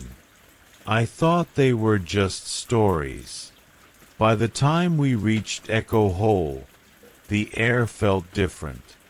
The clearing opened up, wide and still. The water was dark and calm. Across the water, a tall rock wall rose up into the night. Suddenly, my stepbrother stopped walking. Without saying a word, he turned around and ran. He ran fast, straight back down the path. At first, I thought he was joking. He did strange things sometimes. But then my brother froze beside me. We both looked toward the rock wall. At first, I thought my eyes were playing tricks on me.